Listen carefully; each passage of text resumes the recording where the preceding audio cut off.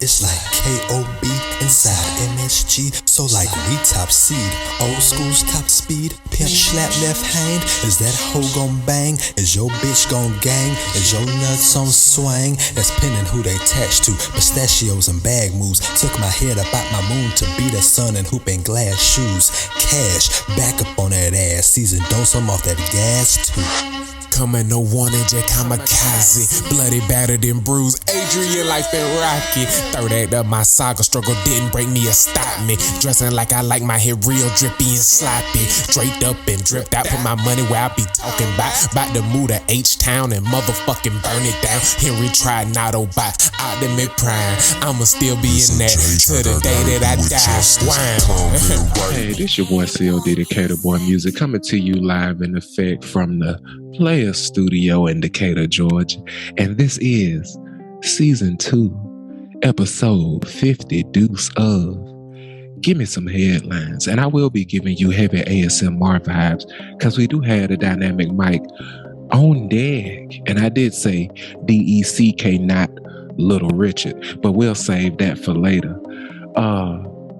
This your boy C.O.W, Decatur Boy Music, aka C.O.W Medico, aka C.O.W.M.D the Doctor, aka just what your bitch ordered. And I toss it to my co-host P.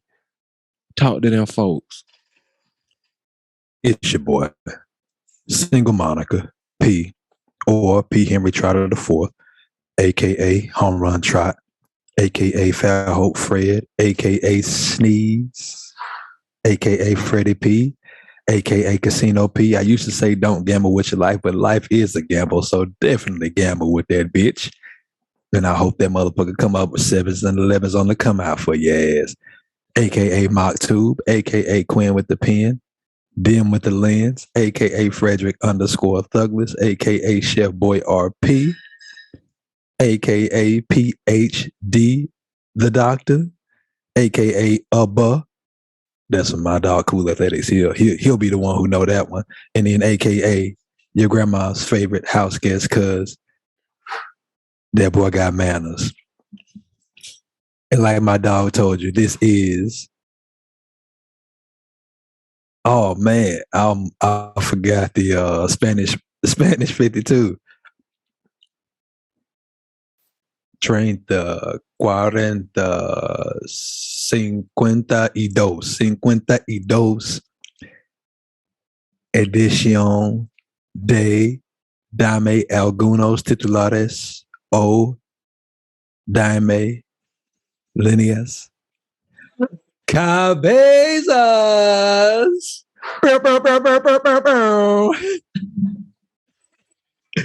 What's happening with it, man? How you doing? You already know what it is. I'm doing fantastic, sir. Can you see my screen? I can. It's a beautiful sister on there and a young lady who looks like she's about to comment on something that sister doing. Not at all. It's actually a young woman who giving out advice, and it's advice I need every woman in the Give Me Some Headlines matrix to hear. And as you see at the end of the video, this is some amazing fucking advice.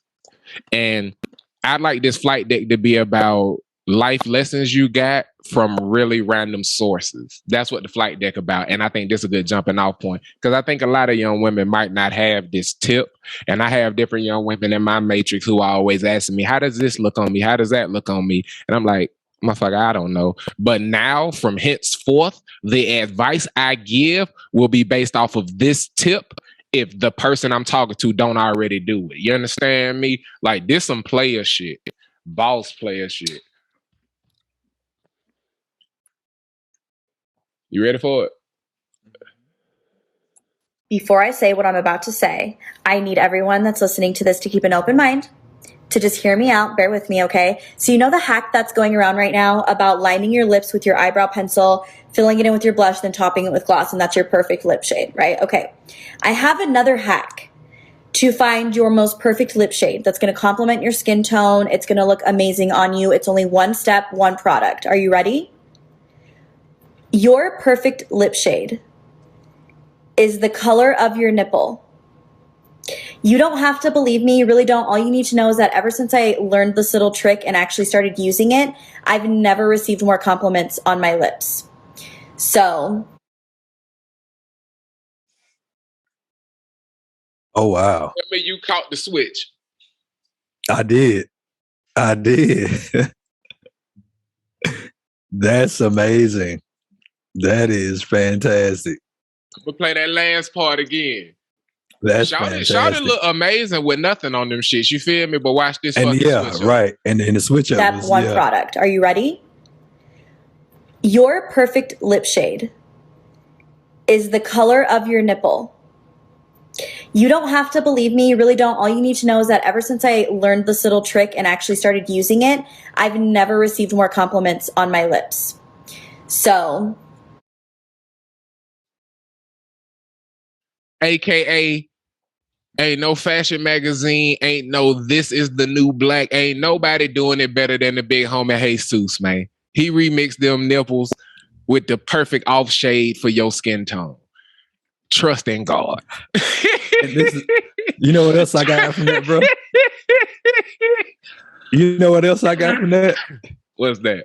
I am ruined as a man who is taken, because now I'm gonna be looking at lip shades like, interesting.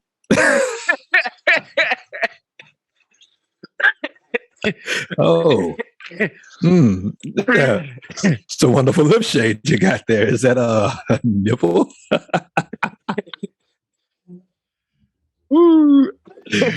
Oh man, dangerous games we play. Casino P indeed. Gamble with your life you want to. They're trying to kill. They're trying to kill. Streets trying to get us murked out here. But I love that background, but boy, is this pick like this shirt don't go with the background at all. Tell me I'm lying. No, it don't. On the color wheel, it is a clash. Like a motherfucker. That's why I was flipping through the whole. I was like, man, it gotta be something here to go with the fucking maroon. Shouts out to Lenore Ryan, but y'all tacky as fuck. Yeah. Ain't That nothing red popping. is But yeah, not man. What dope ass lessons you got from the internet? Like go ahead and turn them lips nipple color. That's player to me. I don't think anything would top that, to be honest. Yeah, I came out the box with a hitter. You feel me? What advice from the internet have I gotten? That is, man, I right now on the spot, I can't. The most recent advice I remember from the internet is I follow this dude who's a online writer. Like he was a creative writing major in college and got out and was like, it's got to be a better way to make money writing than like sitting down writing books. And so what he did was he started like writing online, and like he started a blog and realized that wasn't the way to go about it or whatever. But he realized he was writing for himself, and he was like, you can't write for you. He was like, ain't nobody trying to hear what you're trying to do for yourself. He's like, you got to treat everything like you're doing it for somebody else. So you got to speak to one single person and act like you just talking to them, and it's a conversation between you and that person. You really trying to actually extend yourself, give them a life lesson, and help them. And he's like, don't nobody give a fuck about you. Everybody is tuned into the radio station WIIM.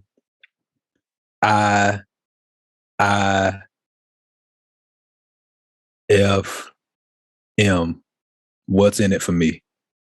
So that was the most random but very good. So you'd advice imagine why I'd start off with, hey, what have you learned from the internet randomly that other people might not have knew? Here's another thing you might not know.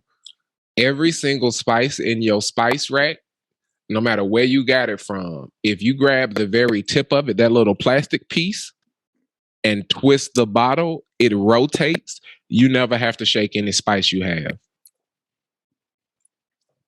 Not one.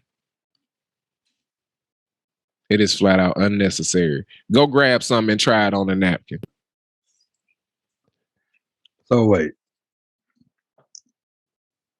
He said if I grab the tip of every spice that I have. Yeah, you know the little plastic piece that's perforated? Yeah. When you rotate it, the spice will just fall out of it. You don't have to shake anything. Nothing. Go grab a spice and put a paper towel down. I know exactly what you're talking about. Because that's what that joint move. I'm like, why is this always moving? Why does this not stationary? Why does this move? That's right. That's funny. Pepper. I never salt, knew that. Italian seasoning. Slap your mama. If you just grab it and slide it back and forth, it'll fall out. That's funny. Internet, man, it's a wild place. And I got a bunch of them, man, but I ain't gonna dive into too many, man. Since that's dry, we'll just keep it moving with a normal flight deck, man. What type of random shit got you going this week? Niggas was mad. Niggas talked about that Will Smith shit for as long as they did. Like there was other shit to talk about. Niggas don't want to talk politics. The random shit that had me in the stitches this past week, bro, was a lady be sending me, you want another dog. And so What? Yeah. So she always sending me videos. I found the background, by the way. This the one. That's better. Like that snake was trying to take your pack at your hand. That red with that green and shit. But yeah, man, she be sending me videos of like Dachshunds, Dachshunds, them little joints, man. But that's mostly what I've been on this week. I've been trying to stay away from all the commentary outside of the commentary that we gave. All the single people out there. What he just told me is he getting another dog. No. That's what you think. Get with the program. You'll be a much happier person. Don't let when that Dotson show up, it was something you protested at any point. Because that Dotson getting in their crib. He ain't gonna do nothing but get somebody to bother instead of you. That's the thing, though. Because the dog, Saint is extremely annoying. Like, what if he annoyed the other dog so much? Like, all he do is spend time trying to either beat him up or get away from him. So he you get a puppy. If you get a puppy, it's gonna follow Saint lead. So when Saint bothers him to it, it's gonna think, go bother Saint. He like to play. That's what dogs do. Man, get that nigga little brother, man. And then when you go to the dog park and you don't feel like walking around, they will work each other out. It's gonna benefit you more than it hurt you. It's gonna be twice the food and twice the medical bills, probably. Outside of that, man, that shit ain't gonna be twice the stress. That is twice the stress. So that's twice the money out of my pocket for shit. I'm just saying, anything else you anticipate, that shit's slight work. And it's gonna make stuff easier that you couldn't anticipate. Yeah. It'll happen, but it ain't gonna happen in the immediate future. We got other priorities on board to take care of this year rather than that one. If you could make it happen, just from a realistic standpoint, as a unit, you come together to make the possible more possibler. You feel me? And if you could make it happen, if one of y'all won't, why not just get that shit? Because two of y'all can make it happen for one of y'all. Then get a damn Dyson. The bitch is fired, cuz. Yeah, that's cool. For a nigga who ain't got to deal with that shit. And everything else we got going on, hell no. Now is not the time. Timing is everything. Now is definitely not the time. And I don't say that for a lot of things. That's out there, Atlanta. I don't respect time as a construct. So I just say, we always met. That nigga fired. Lakeisha Asfield. I still ain't watched Judah and the Black Messiah. Speaking of, I tossed it to you, G. Yeah, man. What you as we transition out of the flight deck and into the next segment, which is Gimme Some TV, GSH Televisio. You can hear me good? Dog is, he pull up. Yeah, I can hear you. Okay, my bad. I can definitely hear you. My dog done pulled me out of my comfort zone of not consuming things on TV, but since I answer to a higher power, which is give me some headlines. Now it is part of my weekly routine to at least consume one thing on the televisio. And I told him I was going to talk about one show in the show meeting yesterday. I told him I was going to talk about Ozark and the panic I woke up in when like that shit was on my TV and couldn't go back to sleep, so I just kept watching it. But I'm gonna hit him with this show from one of his favorite actresses, and it's like I don't even know if I think it may be a movie, but it's a show. It's a TV show, and like it's like a mini series. It's like 7 to 10 episodes long or whatever, but they pretty quick episodes. But it's your girl Kristen Bell, and the name of it is The Woman in the House Across the Street from the Girl in the Window, and it is a parody of like all these like thrillers of white women. Yeah, The Woman in the Window. The based on that novel, The Woman in the Window. But it's a parody of that shit. And Kristen Bell. It's called Real Window or some shit like that. Nah, the parody. Nah, the actual book is called The Woman in the Window. Across the Street or some shit like that. Is this the same one that Disturbia and all that parody? The one where Shia LaBeouf had a broken leg and the nigga get murdered out the window with the binoculars. What? It may parody that. It may parody that. I don't know all the movies that I'm sorry. I tried to jump ahead like I do when I'm watching movies. Go ahead. Let me hear where you're going. That's my bad. No, man. It's hilarious because of the parodying, but it's a parody with a really good story, and you're really trying to figure out, wait, hold up. It's supposed to be funny, but like they got to figure this mystery out in this thriller. So who is it? Like, who is it? Who is the person that we're looking for here? But it's Kristen Bell at her. I don't even know if she's in her prime. I don't know how long she's been in the game. Ring my belliest. Like she's showing her ass in this thing, literally and figuratively. You get to see that body. Yeah. You get to see that body. What the name of this show? It is The Woman in the House Across the Street from the Girl in the Window. Text that shit to me after the show, please. I will. I know. Yeah, I know you're gonna want to see this. I'm finna watch that after I do the episode tonight. Square Beauty. It's good stuff, man. But what you been watching? It's a movie or an episode? It is. TV? It's like a TV. It's like a mini series. How many episodes? It's like 7 to 10 episodes of like 24 to 26 minute episodes. Yeah, tell me the name of the show and the deets, if you know what I mean. But yeah, man, this week I've been watching Rick and Morty, cuz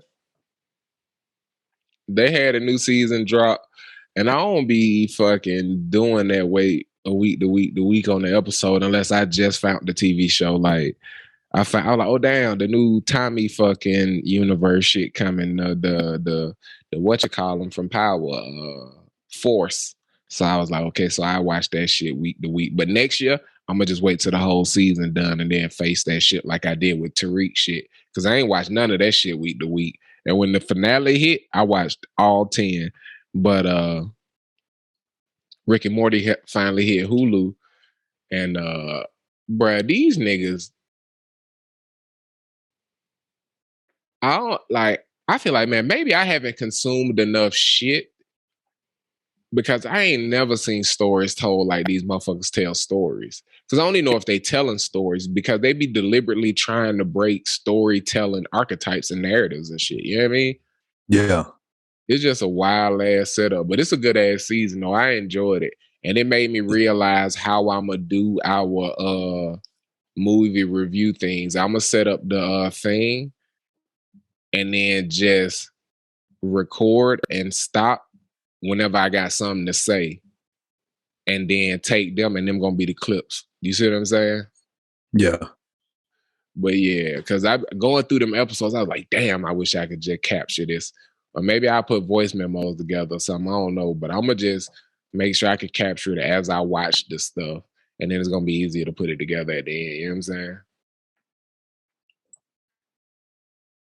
Now, was the whole like up from the beginning of Rick and Morty to this point, all of it is on Hulu right now? Yeah, all of it's on Hulu, but the newest season just dropped. So that's what I watched. It's just the newest season because I had seen everything else.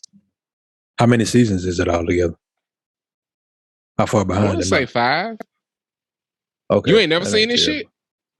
I done seen like maybe a handful of episodes. This shit fire as fuck though. It's the type of show where you could watch. Put me on it. You could. If it was like what they call it, a hunch party, and you was just pulling keys out of hat. It don't matter what episode you watched. It was gonna be amazing. But if you watch it in order, it is dope as fuck because it does follow an arc, even though each individual episode is enjoyable without knowing what's going on. You know what I'm saying? Yeah, I kind of want to study because like shows that are that good, especially like I don't know if the Simpsons really. The Simpsons do follow an arc.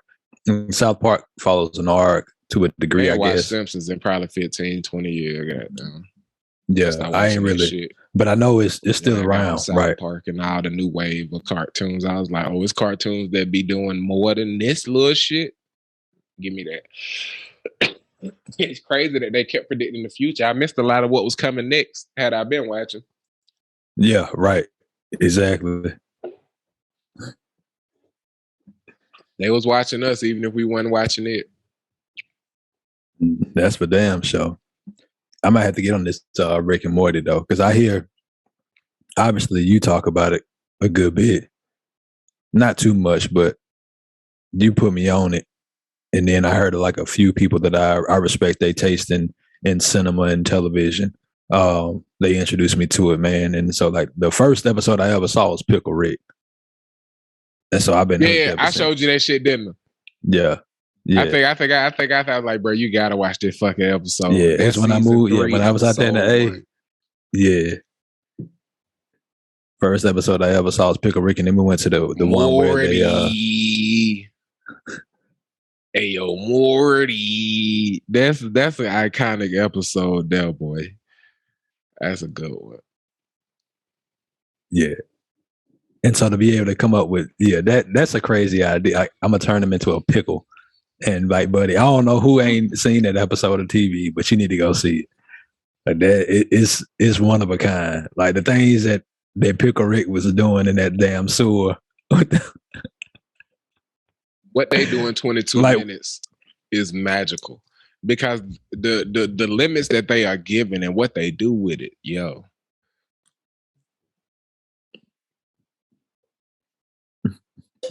Shit crazy. It's insane, man. Did you watch BoJack Horseman? You put me on that too? I started watching a little bit of it.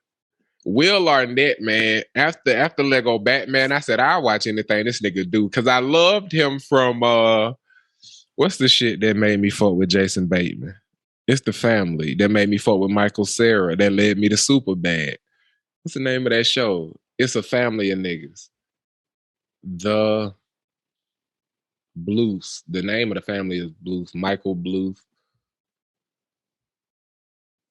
It got canceled and Arrested Development.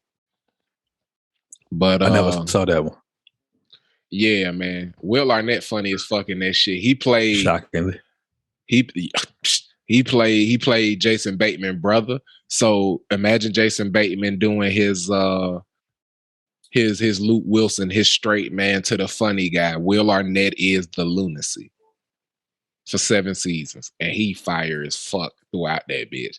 But yeah, he what made me go fuck with BoJack Horseman, and that show weird as fuck. It's dry as fuck. Like I probably only seen 2/3 of the episodes while watching the whole season because I watched it doing a bunch of other shit. But some of the shit was so jarring and crazy. Like I'd watch a season back to back. So I watched it straight through, but I didn't go to season 4. I watched season 3 twice. And then I got through the story. And it was shit in the fucking intro that happened in season 6. And I was like, what the fuck? It was some J.K. Rowling type shit. So that, like, if you go back and watch season 1 and really watch that shit, because I'm going to do that shit at some point. That show not even just really a comedy. That shit a crazy ass story, bro. What is it based on? Like, is it just out of the imagination? Like, what is the premise? Like, he a I've seen episodes. He a former superstar who not famous no more. He had a show with a little girl, and he played a father or whatever, and it was called BoJack Horseman or something. It was like a self-titled show, like the Cosby Show. And he just Cosby after the fame, trying to figure shit out. He go and try to get the fame back. He have ups, he have downs. Spoiler alert. You care about a spoiler? Because I probably seen this. He fucked the little girl from his show at a low moment when he depressed and suicidal. He got like suicidal, and he ended up smacking all. It's the show weird as fuck, bro. That's why I said it's not even quite a comedy. She came to his house, like like for like a party or something. Like she was strung out. Like she hit like superstardom and like was strung out. She was 2 years old, but he broke her trying to justify his own brokenness. The show weird as fuck. If you watch that bitch and get into it, let's watch it and talk about that shit periodically on the show. Like the good old days when niggas come to lunch and be like, nigga, you seen that new episode of South Park? Fuck you guys, I'm going home. Oh, he seen that shit. Yeah, that used to be a good time. Y'all, you niggas will never know what that feel like. He's got a weird childhood they gotta grow up in, bro. Yeah, they do. Think about the fact that niggas don't know how to talk to nigga father because they don't never have to talk to nigga father. We had to talk to a big father before we talked to her every time we called the house growing up. Yeah. Yeah. Hey, Mr. Johnson. How you doing, sir? Yes, my mama doing okay. Yes, sir, I'm doing well. Yep, still straight A's. Yes, sir. Talk to this nigga for 5 minutes. Sherelle at the grocery store with her mama. You motherfucker. You know, God. Now I gotta do this all over again when she comes back. I'm not calling back tonight because then she get home. David called. She know not to call my house. Don't you call my motherfucking house because my mama gonna start sitting down that door, but she crazy that a motherfucker. And she gonna be like, who this here calling my house playing on my goddamn phone? Talking to your daddy or your mama. They gonna be like, what in the hell is happening? Yeah, and that's a funny thing. Also, like back in the day when you was having like those interactions, money to block a nigga. You gonna be on the other side of that shit. Like you was having them conversations, and one day you gonna be having them conversations from a different perspective as a pops, and you gonna realize, yeah, like, and then it ain't gonna be your house. Like you don't even get that no more because you ain't gonna be able to pick up like, who calling your cell phone? Like. Motherfuckers ain't got landlines no more. I already done researched it. You can make it to where it's called forwarder. When somebody call my daughter number, it's gonna call my shit first, and I'm gonna have to transfer that shit. Hello, you've reached Alyssa's phone. What? Yeah, nigga, what you want? It's 7:30. She said she could talk on the phone at 10. I don't give a fuck what she said. I just told you what time it was. So you know what time it is, young nigga. Exactly. And to be honest, I just lied. I only know if you could do that shit, but by then you should be able to. By the time I got a daughter, by the time she need a phone, you feel me? She gonna try to come out that family plan as soon as she can. Good luck. Good luck.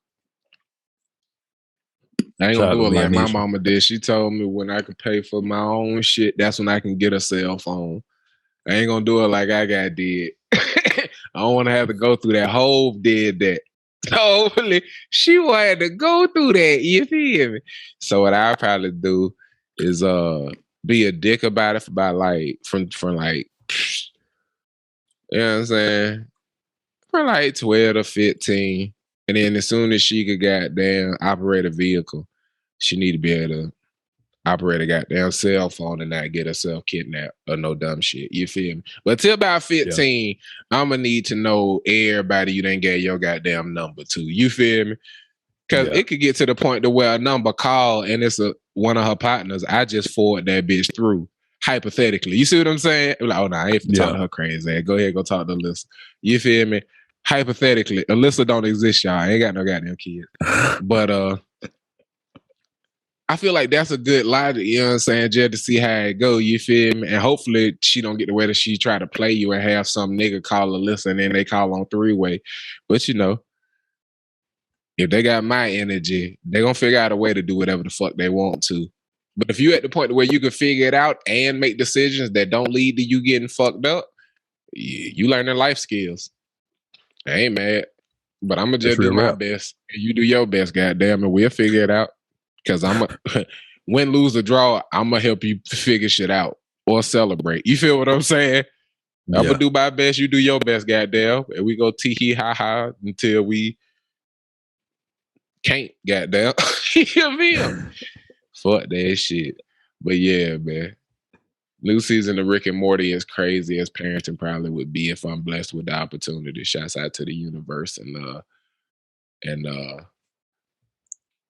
I give myself a lot of credit for successfully family planning, but I give all credit to the universe and hope that it also has in its plans at least 4 big-headed ass babies. You dig what I'm talking about? And on that note, Father C.O.W. I was trying to come up with a cool ass segue. Like Pastor C.O.W. or Father of the Bride C.O.W. City of Dadhood. Then you give me some insights into how he gonna help father these youngins when he get the opportunity, because it's gonna happen for him. You better at that nickname shit to you. You should have been like, this is Damilenia Cabezas, and that was La See You Dad. Bang bang! I did. Yeah. What's the name of them? What's the name of them show? Them Wades that's sound the same as they do English to Spanish. Remember that text message I sent you? What's the name of? I was about to say homonyms. I don't remember the name of them either, so I let you off the hook. But that's a little play on the thingity. See you, Dad. Do your thing, man. I don't know what the hell. Oh, I do know what's next. I got it right there. Yeah, you do. Can I do me a favor? Janks. It wasn't Janks, but would you give me some headlines? Yes, sir. Can you hear me good? I can. Yeah. Okay. I'm gonna start asking that, but you know, it's the first with this, and then right.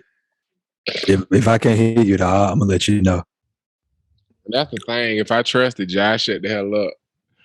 Yeah, fair point. That's my fault, though. Go ahead, do that favor, and I'll shut up. Yeah. All right, man. First headline comes from Atlanta Black Star. The headline reads, All Black varsity golf team make history after winning state championship title. That is from Atlanta Black Star. The next story comes from, and I'm waiting for it to reload. Wow, they really tried to play me right there. And they ain't gonna try to do it a second time. I'm gonna let it reload. We'll go to the next one. GuinnessWorldRecords.com. The youngest opera singer, Victory Brinker, breaks record at age 7. I'm alive. My eyes getting red as fuck. And it's because I got contacts in. It ain't the reefer, y'all. I got stronger energy than that out here. Because he said I got stronger energy than that. The next story comes from La Prensa Latina. Colombia seizes 140 tarantulas being smuggled to Mexico.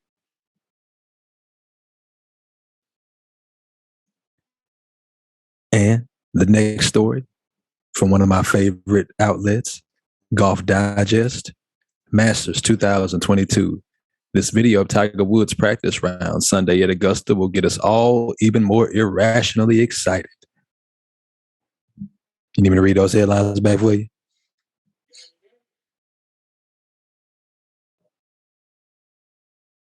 Oh, cuz I didn't know I had to switch over to because my handheld headline played me. I had to switch over to the digital. Well, they all digital. I had to switch over to the do desktop. Some player shit and have your show instincts up and saying, I'm gonna get them to you one more time. I ran to try and figure out where my eye drops were. And I looked in the mirror and I was like, oh, my eyes is white. The fucking TV screen is red. But are they red? Because when I looked in the mirror, my eyes was white. There's a red tint to them. You still got that red tint to you. Oh yeah, that might be the green. Making all this dope ass brown to red pop. Cause you know it's a lot of red and brown. Yeah. And plus I'm red. Can you see the red in my hair? Hey bro, I thought it was just my mama who hair turned red in the sun. My hair red as fuck. It's only black at the fucking root. The longer it get, the redder it get.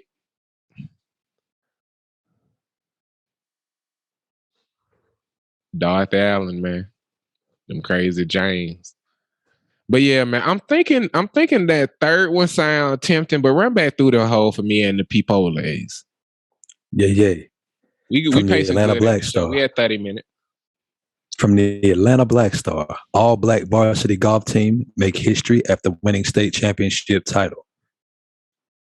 From the Guinness World Records book, youngest opera singer Victory Brinker breaks record at age 7.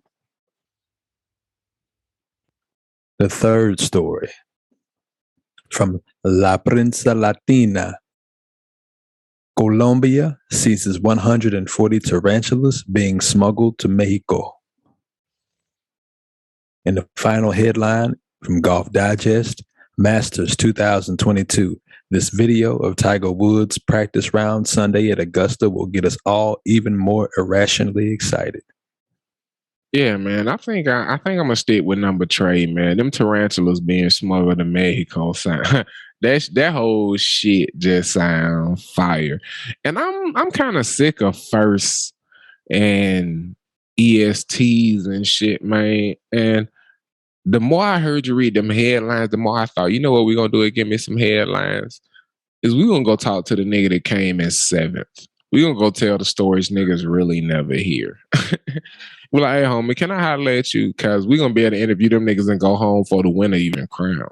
You feel me? The nigga who lose in the first round at the ping pong tournament. How long did you practice, my nigga?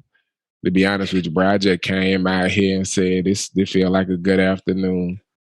All right, so what you got planned next? Because you got your ass whipped. Did you plan on getting your ass whipped, or was shit more serious than you thought it was? Could you have done better had you prepared? Be honest with yourself, because we saw what just happened. Like, we finna go interview them niggas, bro. I think that'd be a good time. What you think? It's a lot better. Yeah, it's a lot better story. You know what I'm saying? They're not gonna be thanking God and Jesus for ping pong trophies and shit. You know what I'm saying? We're gonna be able to go to the dodgeball tournament and talk to everybody after they lose. Don't talk to no one. I guarantee they start thanking God and Jesus after the ping pong. What else would you think? Bruh, man, I think I'm gonna go ahead and bust out to Houston, G. Because if we find a dodgeball league to cover and we go and shoot that bitch and interview people, like, make it a thing, like, we the scores table, as when you get eliminated, you got to come by us. And you ain't got to speak, but we're going to have a mic if you feel like, I mean, y'all seen that shit? That shit hit me in the face, didn't it? That's nah, bro. It got you in the neck or two. Get out of here, man. You know what I'm saying? Like, bro, the interview niggas as they get eliminated would be awesome, cuz. That shit is funny. Yeah. Because whenever your homeboy got put out, it came over to the side. He always had like that shit was fun. That nigga always had a crazy excuse, man. How you gonna throw at somebody's left leg like that, bruh? Bro, we had Like, a nigga on our it's crazy team who how would that- always jump. It don't matter if it was a kid or if it was a nigga who was 6'10" running at him. He would jump and he had hops. So he just pulling his knees up to his crotch. So the target big as fuck. That nigga hit in the shin so much, cuz. You seen it. I thought I had him. I said, you jumped, but nothing moved, cuz. Go left, right. That's your shit from now on. He was like, nah, I think I got it. I was like, okay. Them big ass, Nope. he probably, did he have heavy legs? He had cankles? Oh, yeah. Ain't nobody throwing at your feet, my nigga. If nigga throw at your kneecap, you jump. They hitting you. You feel me? You not jumping higher than your kneecaps is. You off the ground. It feel exciting, but you not dodging shit. We used to be out there cartwheeling and everything, man. We came out that bed wild. And at the time, I was not P size. But when P, like the way I got on the team is when P couldn't go, he sent me in his spot. And I played as well as P. So they was like, when other people didn't show up, they was like, man, I got such and such t-shirt, bring Dave. So I'd be out there been playing in mediums and all kind of shit. Am I lying, P? No. Man, I done played in a ladies large before. That shit had the crop like sleeves and everything. Niggas was like, what's up with dude? It looked like they had Frankenstein me in the lab and my old shirt used to, you feel what I'm saying? Yeah, that's a good time, G. We just decided, man. We ESPN the Ocho from henceforth, bro. We covering dodgeball and weird. The Ocho. We the Ocho, cuz. GSH the Ocho. We gonna cut you. We gonna cut you. We gonna cover all that crazy shit. Cover Ocho. Dodgeball is such a great sport, man. Bro, it's Like, fantastic. I never knew it had rules and shit. Once I knew dodgeball was like, that movie opened up a world to me, bro. And I was glad I could find my brethren. As soon as I get healthy, I'm back at it. and that shit was crazy. Also, it's like, man, like it's like it's whole leagues of sports that you played as a child. And your mama was probably like, man, grow up. You can't like video games. It's video game leagues where cats making bank. And then you got, like, I was out in Vegas and saw like a whole esports arena, bruh. Like, it's crazy out there. And like what they've turned the sport into. And then you got they got tag leagues. But that shit, like, they got like monkey bars and obstacles and shit that motherfuckers be jumping over cats out there and knee pads and shit flying in between shit like they WWE wrestlers and shit, bruh. The Like, thing that that I shit- realized as a kid, and it fucked my teacher up on career day, cause they had asked me what I wanted to be, and at the time I thought I was still, you know what I'm saying, I might go be a ninja, you feel me? And Yeah. she was like, we're having real answers. We have a firefighter coming in, we have a chef coming in. And I was like, so Then get us a how ninja. many? And I raised my hand and I was like, so how many 5-year-old grandmasters are there? And she was like, what do you mean? I said, there isn't anything on the planet that is ran by kids. There isn't one thing that a kid is obsessed with that he should have to let go of if he want to do it the rest of his life. If you obsessed with cartoons, grown ass people make them cartoons. She kicked me out of the class because I cussed. I'm like, grown ass people make them cartoons. Grown ass people make Barney. It don't matter what shit you obsessed with as a kid. Not holding on to it because the nigga told you had to grow up was dumb as fuck. Guess who become ninjas? Niggas who take karate and then go study that shit for 20 years. They told you to give it up before you turn 12 to get a real job. That shit insane. Yeah. And we talked about this on Mental Health Monday. If you fail at becoming a ninja, you spend your life educating people who probably may go on to live your dream. And you're close to what made you happiest in life. That spark that made you light up. And you out there breaking boards and teaching motherfuckers how to tap into their inner self and their power. And helping people who may be struggling with all kind of other shit. Like, you stupid motherfucker. I dare nigga, boy. Nah. Don't grow up. If you young and you hear this and somebody telling you need to grow out or whatever you obsessed with, tell them kiss your ass. If you a football player who just sure you making it to the NFL and it's a nigga telling you only 1% of this and only 1%, tell them to suck a fat nut and hit them books hard, do well, take science seriously, and go get your goddamn physical science, goddamn personal trainer, goddamn license. Go do a 3 and 2 so you can leave as a junior if you do go to the NFL and come back and do 2 years and go get the other PCO degree, nigga. Be able to be a sports trainer and be in the NFL even if you ain't on the field for the rest of your goddamn life. Man, don't let the nigga tell you not to go chase your dream, but just chase that motherfucker like you playing tag, like my nigga P brought up.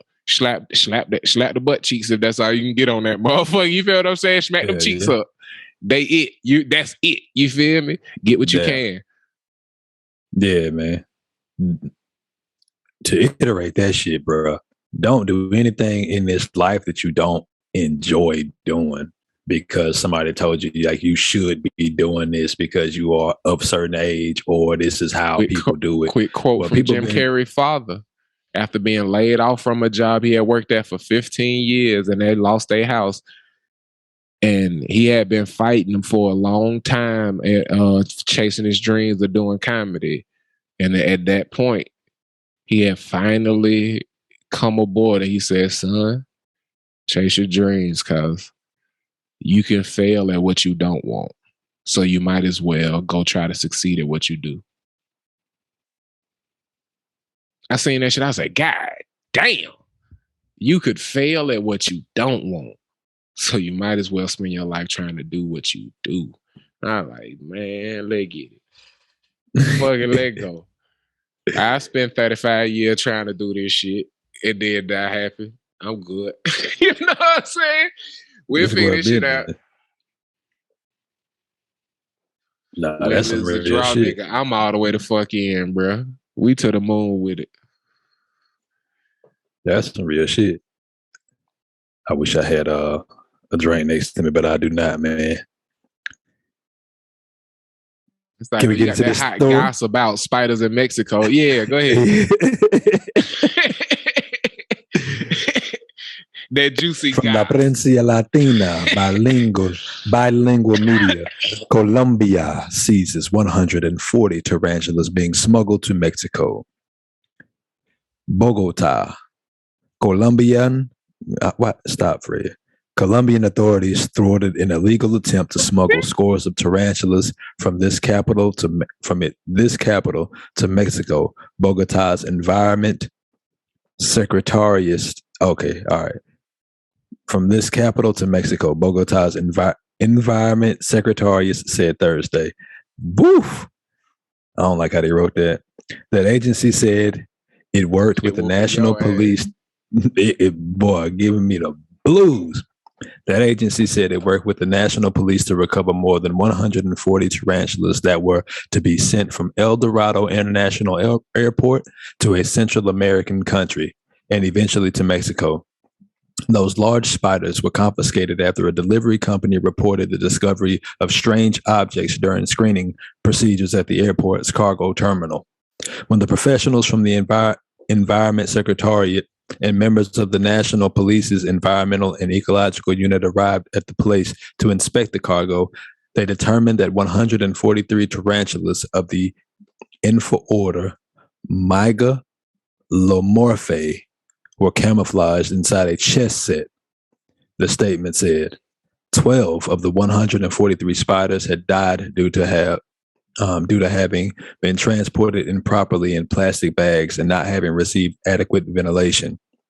The shipment, whose final destination was Mexico City, lacked the respective environmental permits and licenses necessary for the use, transport, or sale of that wildlife, the statement added. The confiscated animals were taken for medical, nutritional, and biological care to Bogota's Center for the Attention, Assessment, and Rehabilitation of Wild Flora and Fauna. Authorities are trying to determine from which facility the spiders were stolen before deciding whether to release or resuscitate them. The Bogota Environmental Authority recalled a similar attempt last December by a pair of German citizens to smuggle wildlife out of the country via the El Dorado International Airport. In that case, authorities seized 232 spiders, 9 spider eggs, a scorpion with 7 of its young, and 67 cockroaches that were being transported in 210 plastic containers and rolls of photographic film. Yeah, roaches on purpose. You see me though? You caught that? Yeah. Give me a yeah when you catch it. You feel me? But yeah, that shit crazy as fuck, bro. Sound like they got the Noah's Ark of weird shit. I wonder who that will fuck. Who trapped they just fucked up is what. Like what they do. Yeah, right, exactly. Like that's weird as fuck. That's why I had to hear more. I knew it wasn't just spiders. They was like, ooh, people hate spiders. That's gonna draw them in. These niggas got scorpions. These niggas, did they say spider eggs? How the hell they had spider 9 eggs. Spider eggs? What spider is big enough to where they was able to count the eggs, nigga? A big fucking spider. I think a spider eggs is that little shit to be in the web that look like they pooped the cotton ball. The whole sack, yeah, the whole sack of cotton.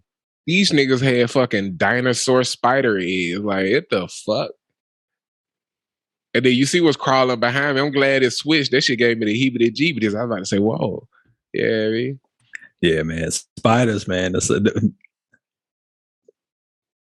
I like spiders, but they also scare the dog shit out of me because they don't make a sound.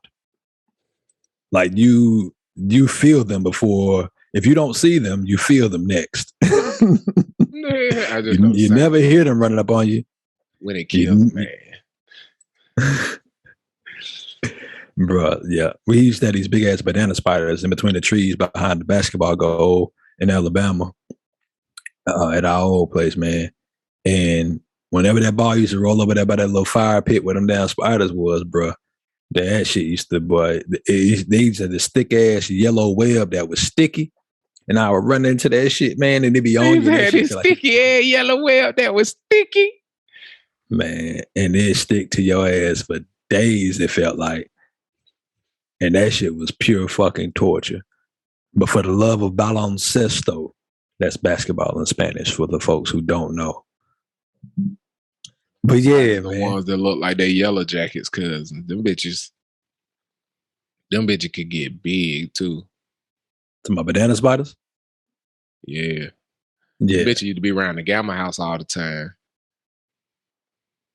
Oh, up there in them woods and in the mountains. They all over Georgia too. Back in the day when I used to have a different career, I used to run to the bitches all the time, boy. I used to goddamn knock the edge of they fucking web down and keep it moving. You good, homie? I don't want no beef because I'm not finna come do this shit 101 and I ain't finna spray no pesticide, nigga. I'm gonna get a lighter and a spray can and I'm gonna torch your black ass. That's what we gonna do. I set a spider on fire. Kind of scariest thing in the world is to step on a spider and watch 50 spiders pour out from under your foot. Kind of egg sac broke under, and it was like a woof. Spiders, because you think one of these niggas gonna want to avenge that death. I don't know if I'm gonna catch all 50, but you hit them with that fire, everything burn. You feel me? And it don't have time to kick the egg sac. Man, one of the scariest movies I ever seen in my entire life was Arachnophobia. You ever seen that shit? Boy, hell yeah, I was doing everything I could to not mention it, so I ain't picture it. Get the ski. Yeah, I see that shit. Talk about it. Yeah, that's what that image reminded me of. I was like, oh, that shit them was good movies. They were so good, I never watched them twice. Yeah. They was believable as shit. They was as believable as, bruh. And then, I'm from the country. You remember they had the tick one that was the same premise pretty much, but they was ticks. It was like Paramount trying to get their money off of. Boy, they used to tell me story about ticks all the time, had me scared. To this day, I need to go get a checkup on the little something that I think might be a tick bite. Scare the shit out.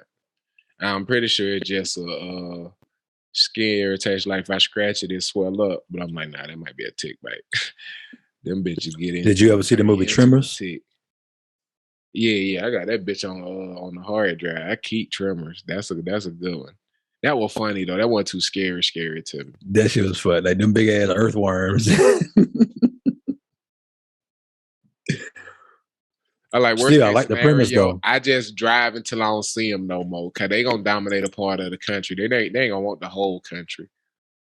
I come back down to Georgia. If they in the Midwest, I come to Georgia. Ain't no way in hell they coming for this red clay. They don't want none of this. I remember watching that movie, and they were somewhere with like rocks. Was like, I feel like it was New Mexico or some shit like that where they was at. Some offshoot ass city state, but that movie was funny. Yeah, that movie was funny.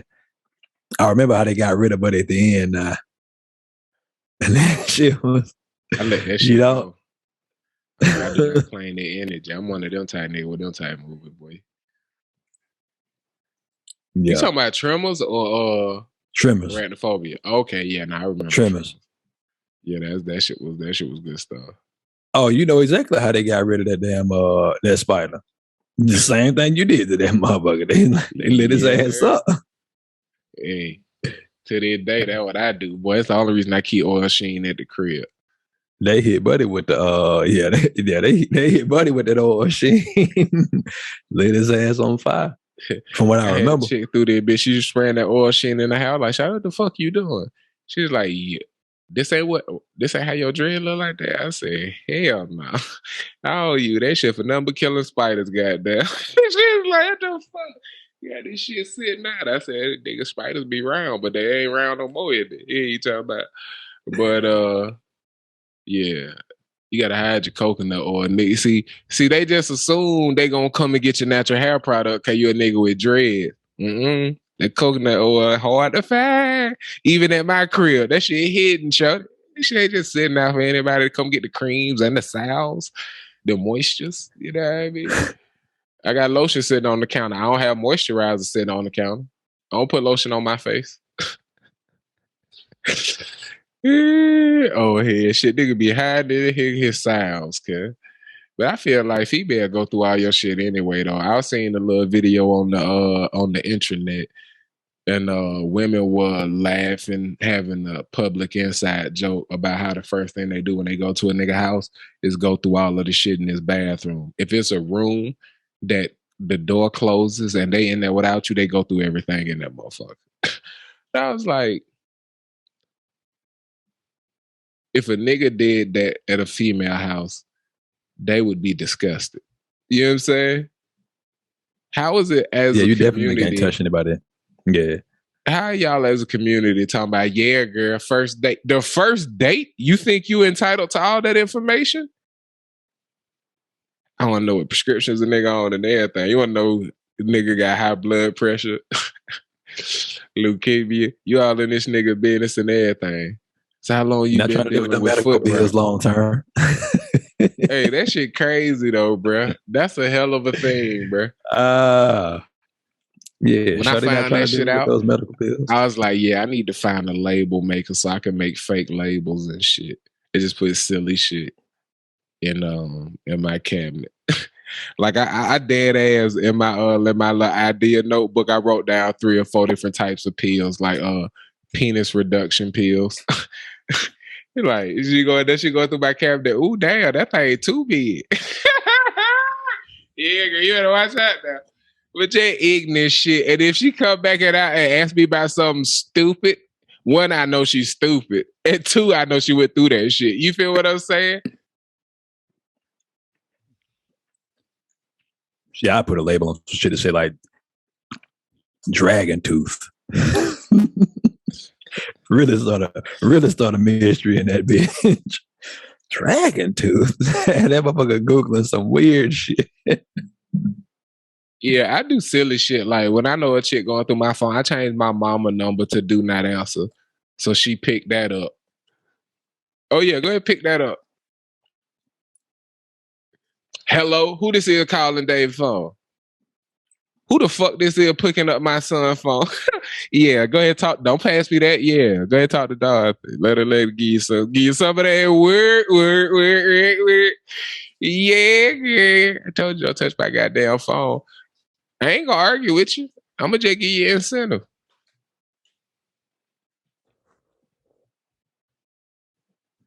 This is because always talking about he don't hate women, setting them up for what they got to do with hate women? Then I switch her name to Papa John's. Why is Papa John's calling you? Hello? Why the fuck are you always answering my son's phone? Damn. Yeah, keep on playing with me. Keep on playing. Don't answer my goddamn phone, yo. I don't care who it is. You ever heard anybody but me pick up my phone?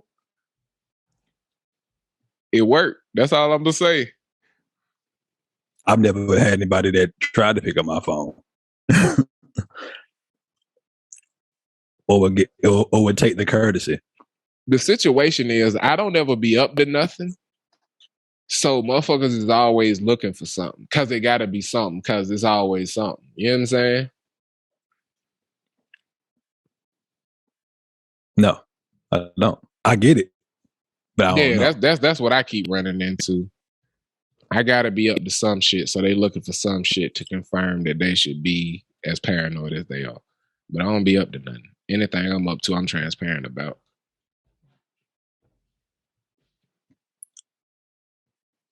That's what's up. Hey, I want to compile all the footage of your relationship advice on that show. That's a show in it. That's a show in its own. That just don't argue with it. If she doing shit y'all want her to do, either don't give her access or no, that's irrelevant. Like, but very, very seldom. We haven't talked about relationship stuff since like episode 18 or some shit. It's because every time I throw something to you, be like, man, I don't know. Bro, if you only talk about the shit you know we'll talk about, and I think I yelled at you last time we talked about it, so we just shelved relationships. He's like, look, nigga, if I don't know, I don't know. And I'm like, nigga, hypothetically, he said, can't even put myself in the hypothetical, wouldn't do it. I'm like, fuck you. I was like, why are we talking about it then? He said, I don't know, this your show. This is C.O.W. operation. And that was the last straw. He's like, fuck it. What are we talking about? You can't hit me with the He-Man woman haters. Need to have an impromptu motherfucking Dr. Phil, Dr. P motherfucking relationship session. I had a chick send me a subliminal on the date now. Shawty switched up bio to, yeah, let's match. Wait a minute, let's set up a profile, add pictures, just blah, blah, blah, blah, blah, to set up a profile, swipe right and match, and then never say anything.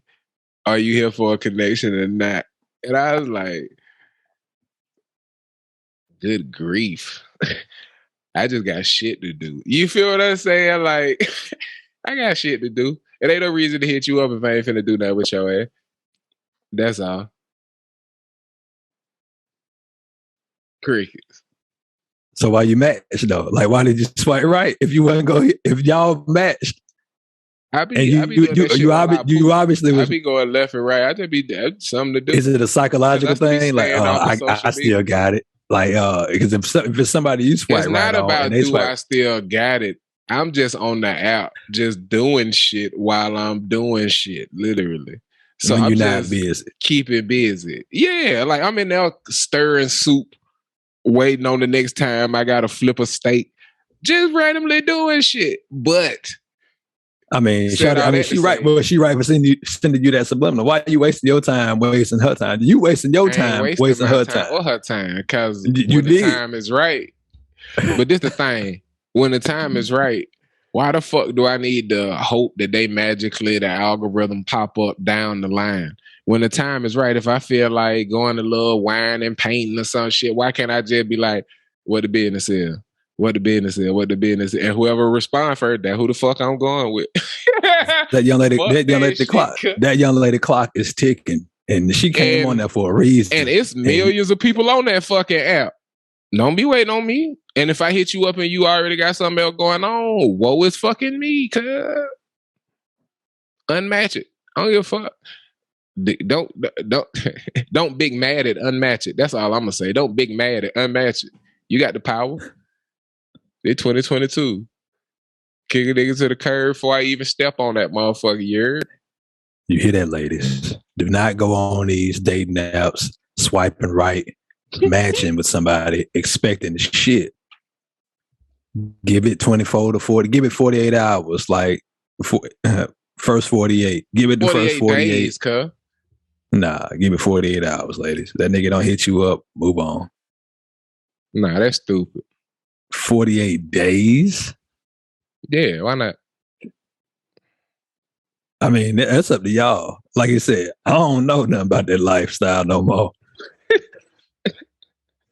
And then my biggest thing, bro, it's gonna be more like you could be mad and move on. I'ma just not be mad and move on. That's all. I mean, I'm speaking for these y'all like that. Maybe they not mad. They just, But the thing that I don't understand is, you know how I move. Had certain things went differently in the past month or so, I'd already put the trigger. You feel me? But I like to, have certain shit sorted out.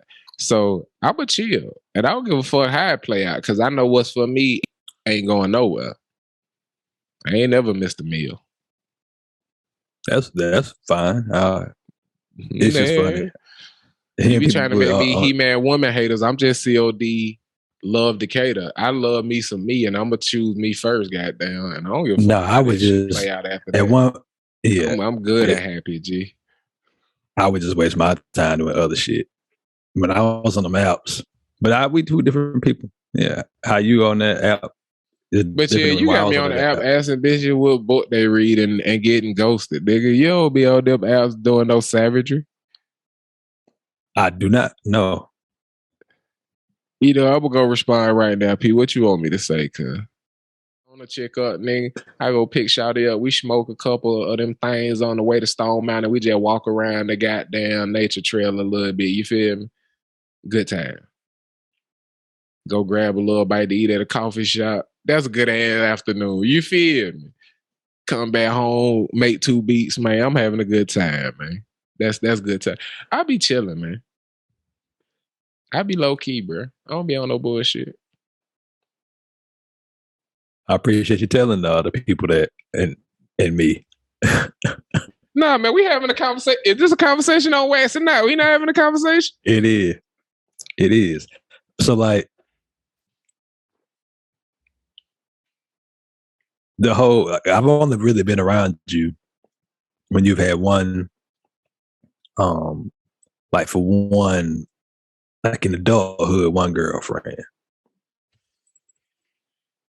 And so it's yeah, because how you are on the show is not. Y'all don't think that I just be lonely and shit. No, that's not even what I'm talking about. I'm talking about like for what? I wasn't around for that one. I wasn't around for that one. For a piece of it, I think. No, you was in Texas like a motherfucker. Mm-hmm. You right. Go ahead though. I'm sorry. Yeah, this is interesting. I like where it's going. No, so it's interesting for me, like to see how you are with the person versus how you are on the show. Because when you get a person, when you without a person, it's completely different than when you with a person. That when you with somebody, this ain't the person you are at all. It means something, and that's the biggest thing, bro. It means something. It's different, but I mean, I don't even think that's the duality of man. It's just me knowing what I want and knowing what I don't want. You feel what I'm saying? Yeah. I be on some player shit. I don't even not even player shit, but like I don't even argue with a motherfucker unless I care about anything, bro. I mean anything. It could be 60 degrees in the house and it's hot as hell in here. I do my best to make it 50 and then just never have her at my house again. I ain't argue with a motherfucker about nothing. If that my girl, I got to figure out how to coexist with her. So we finna figure this fucking thermostat issue out. You feel what I'm saying? Yeah. Like what I said. But if it's a chick, I'll give a fuck. But I don't argue about nothing. The simplest thing would be like, oh, okay. And it just mean I never see your ass again. But I feel like you wouldn't bring somebody into your orbit who you didn't give a fuck about. Like, I don't feel like you spend your time. Like, I don't know how many dates you didn't have with chicks and you just like, that was cool. You out of here. But I'm not around as much. Like if you and far we live in two between, different states. because I don't invest my time, my greatest investment. It ain't even about the money, bro. It's my time. I don't like to give people my time if I don't get good energy out of it. You know what I'm saying? So you right in a lot of ways, but that part of the shit I run into, bro, because even if I'm not trying to be in a relationship, I'm never just treating anybody bad. You feel what I'm saying? Yeah. It's a certain standard of care and just how I was taught to love on another human being, whether we friends, dating, whatever. Like, it's a certain level of consistency and different shit I seek to be a part of who I am as a human being. And motherfuckers that hit me with the motherfucking, yeah, I'm red as fuck. I don't know what's going on with this shit, but my eyes definitely look redder than they is. But then my teeth white as shit, so I'm like, nah, that nigga eyes bloodshot red. But shit. But like the shit that I run into is like, I can't just date nobody and just date them, bro. It's always a, well, you doing all this boyfriend shit. I don't see what the point of what it'll hurt if it's titles and this, that, and the other. And I'm like, so in order to just be a nigga you fucking, when you broke down on the highway and called me, I shouldn't have came and picked you up and took you to get something to eat and then drove back and waited on the goddamn tow truck and made sure it got picked up and then came and got you from the restaurant. I should have let your ass sit in that hot ass car. Being a nigga you can rely on mean I need to be your boyfriend I be getting ultimatums and shit from chicks who like, well, either we gonna be this or I don't know if we can continue. And I'm like, well, all right, then I holler at your ass. Like, but it just be like, God damn. Like, I don't know how to not be there for somebody who around. And then being there make a motherfucker feel like they entitled to my being. You feel what I'm saying? I'm like, I told you I ain't want a relationship when we started talking.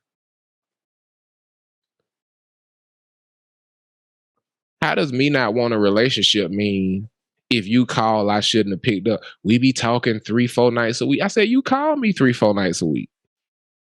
Oh, so do you not want me to call you? I said, if I ain't want you to call or if I ain't want to talk, I wouldn't pick up.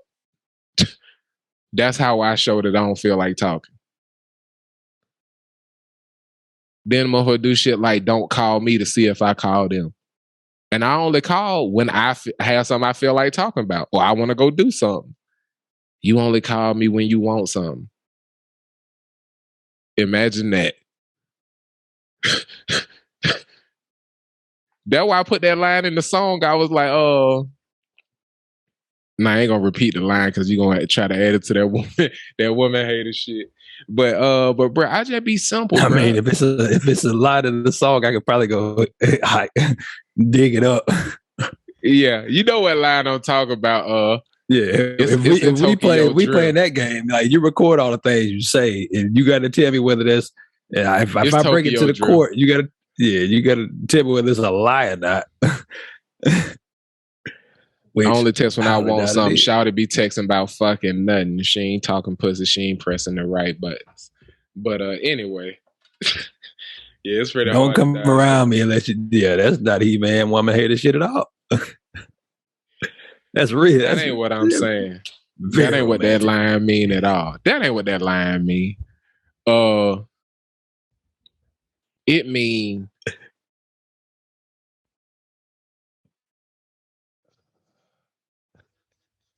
I ain't gonna explain my art. Art is to be interpreted, not explained. And I made a commitment to that. That's why I caught myself. Not because I can't explain it and how I meant it. I'm gonna just let him be a dick about that. But no, you got quiet. So the people in the audio was like, damn, that nigga, what kind of lie he getting ready to tell? The people that's why I just said in the audio version. What kind of lie he get ready to tell? You ain't shit. Bro, you know goddamn well. But it really more the energy on get to the point. You feel what I'm saying? One of the things I hate most in the world is for a young lady to call me and ask me what I'm doing. Because if I call you and ask you what you doing, it's because I want to be doing something with you. And it may be fucking, it may be, hey, what have you eaten yet? Goddamn, let's go get something to eat. I'm this far away from you. Let's go. I want something if I ask you what you doing. Motherfucker called me and asked me what I'm doing, and then they take the answer and evaluate whether or not I'm free. And then just start fucking talking. I'm like, hold on. You asked me what I was doing. That's what I'm doing. Oh, well, if you too busy to talk, why you pick up? I like hearing from you. I wanted to talk. Well, if you want to talk, then why you acting like you can't talk? And I'm like, what are we doing here? You know what I'm saying? What are we doing? But if I tell you I'm fucking mixing some shit, I can't talk for 2 hours. You feel what I'm saying? Yeah. And that's what I mean by texting about nothing. A motherfucker tell me I text back slow, and I'm like, nah, I actually don't. I'm on the fastest texting motherfuckers you'll deal with if I'm not doing nothing.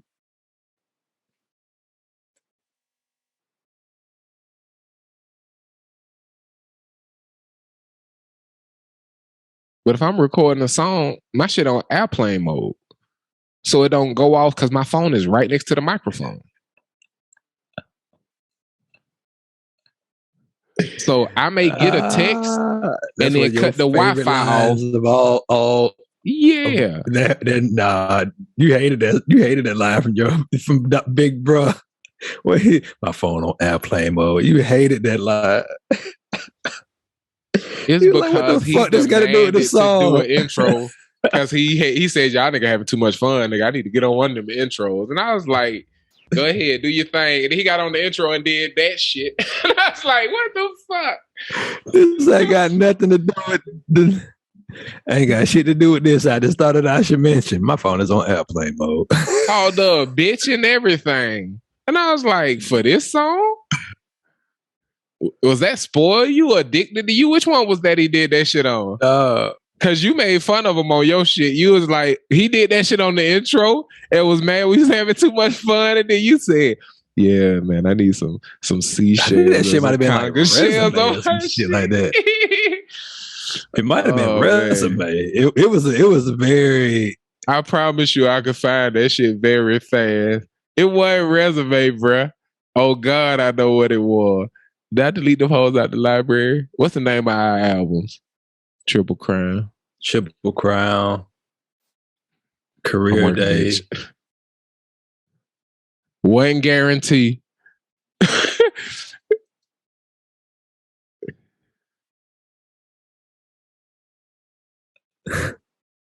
It was an R&B cut.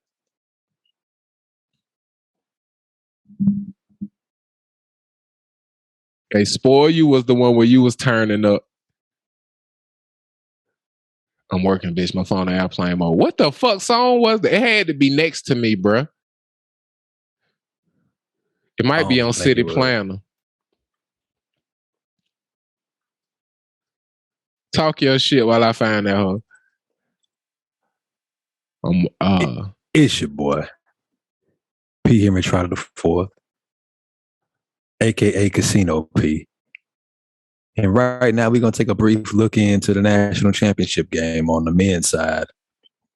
And you will understand why I didn't mention the women's side later on. It was next to me? What you want, baby, I got it. What you need, right here next to me, right here next to me. Every need that you needed was already presented. Ooh, I'm dirty than a motherfucker. I forgot I did that. Ugh.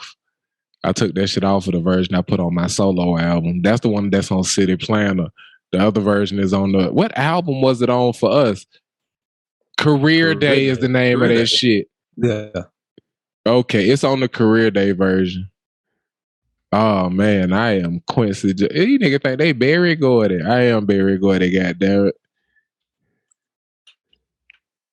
Yeah, and I deleted it off of that playlist so that it's only on one of my albums in my catalog. Let's move forward. He was shining, though. I'm pretty sure it's that one, though, because I can't find another song it would be on, bruh. Speaking in tongues, wait till they see you smile.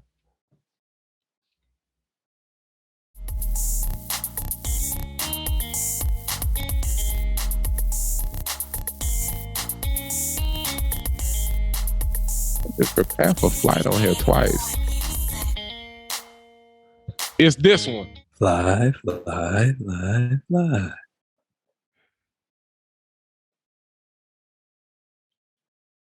Hella smiggity smacks. Yeah, North Carolina is up on Kansas. Yes, it's this one. 40-25 at halftime. The men's basketball championship is 40, North Carolina 40, Kansas 25 at halftime.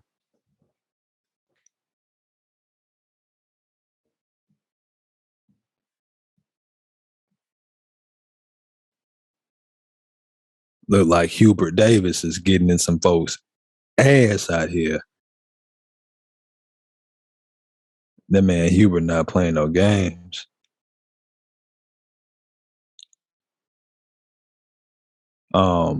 Carolina's best player, Mr. Don't Baycott. hunt me forever. It ain't resume. You can't find it? I cannot find that bitch. It breaking my heart, dog. I can't. Yeah, I can't think of what song, like what vibe it was. I didn't think it was an R&B cut, but like it was something that was. It was something that broke the mood, though. It didn't fit. That's why I remember it being like a point of not contention, but like a point of what the hell are you talking about? Like we turned up in this bitch, and like you asked for an intro. Like this is the first, because it's a lead off verse, I think. It might be. No, bro. It was the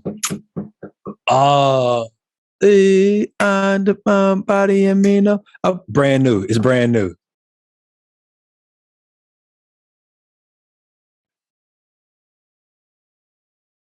I guarantee it's brand new. I'm willing to put some push-ups on that.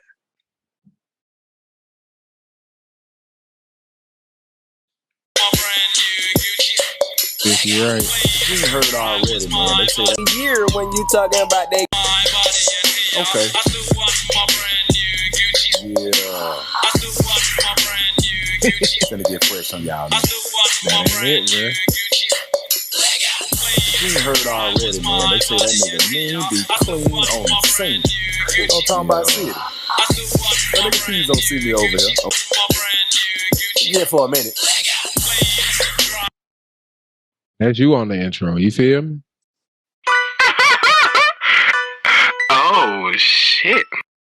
We was having too much fun on them intros for real. I see why he felt like that. Cause we set them hoes off, boy. We got into the bitches and then went up.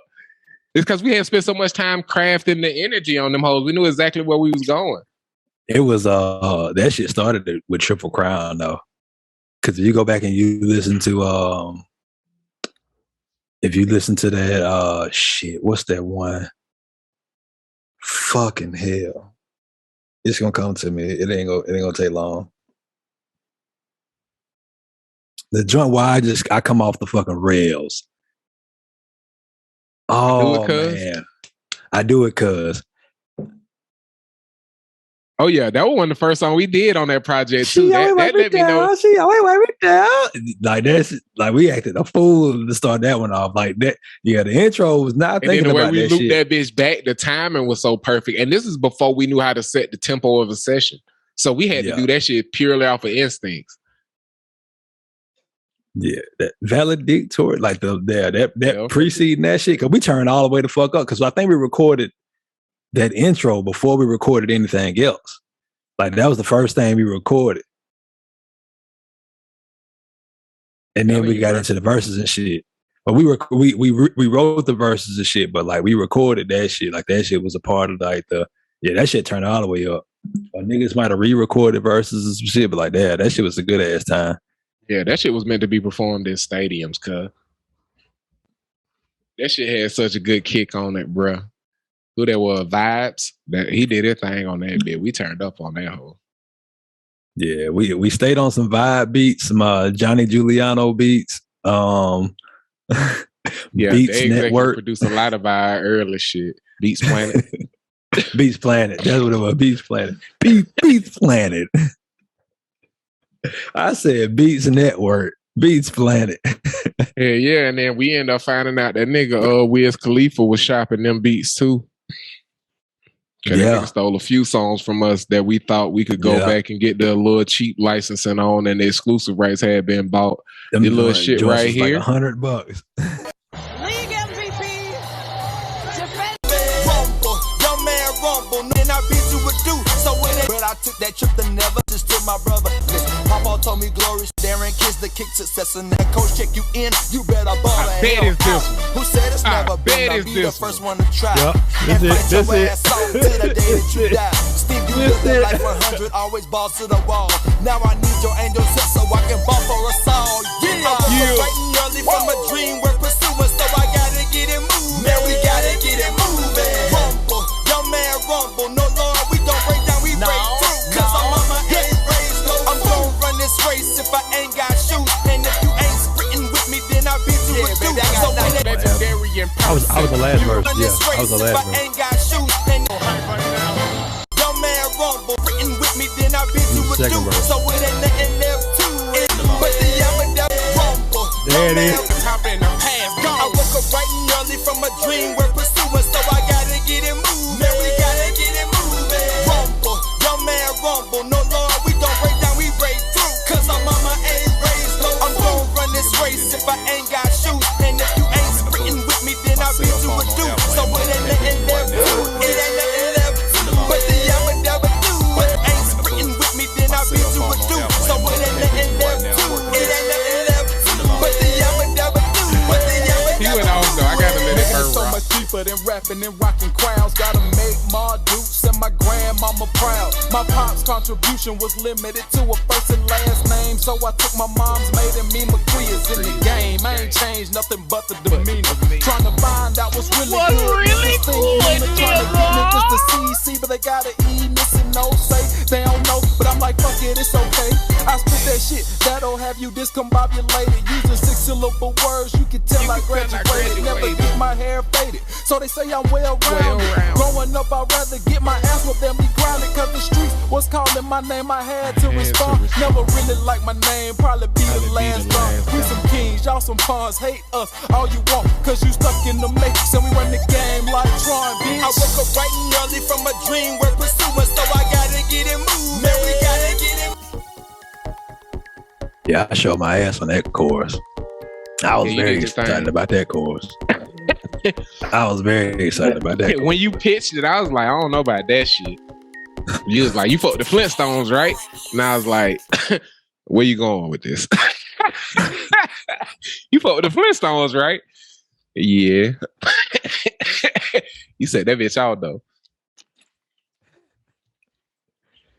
But that shit in that little ass, that little office with no AC, all that, it used to be so hot up that bitch. Boy, I want to say something that might get you in trouble. Go ahead. Did the podcast? All right, bro. We used to stay in the 2-bedroom with a loft with 3 niggas, man. So we made it like it was a 3-bedroom. And my nigga P had a dope ass room minus the privacy. You feel what I'm saying? It had the biggest floor space and shit. Like the shit was in a dope ass location. It overlooked the living room and shit. But when I tell you, when this nigga had some action, I don't care if you had your room closed, TV on, earplugs in, boy, you heard the clapping and everything, boy. Shit was reckless out there. I remember my partner came and visited from Sewanee, and Yeah. It was whole beef, man. That nigga P came home.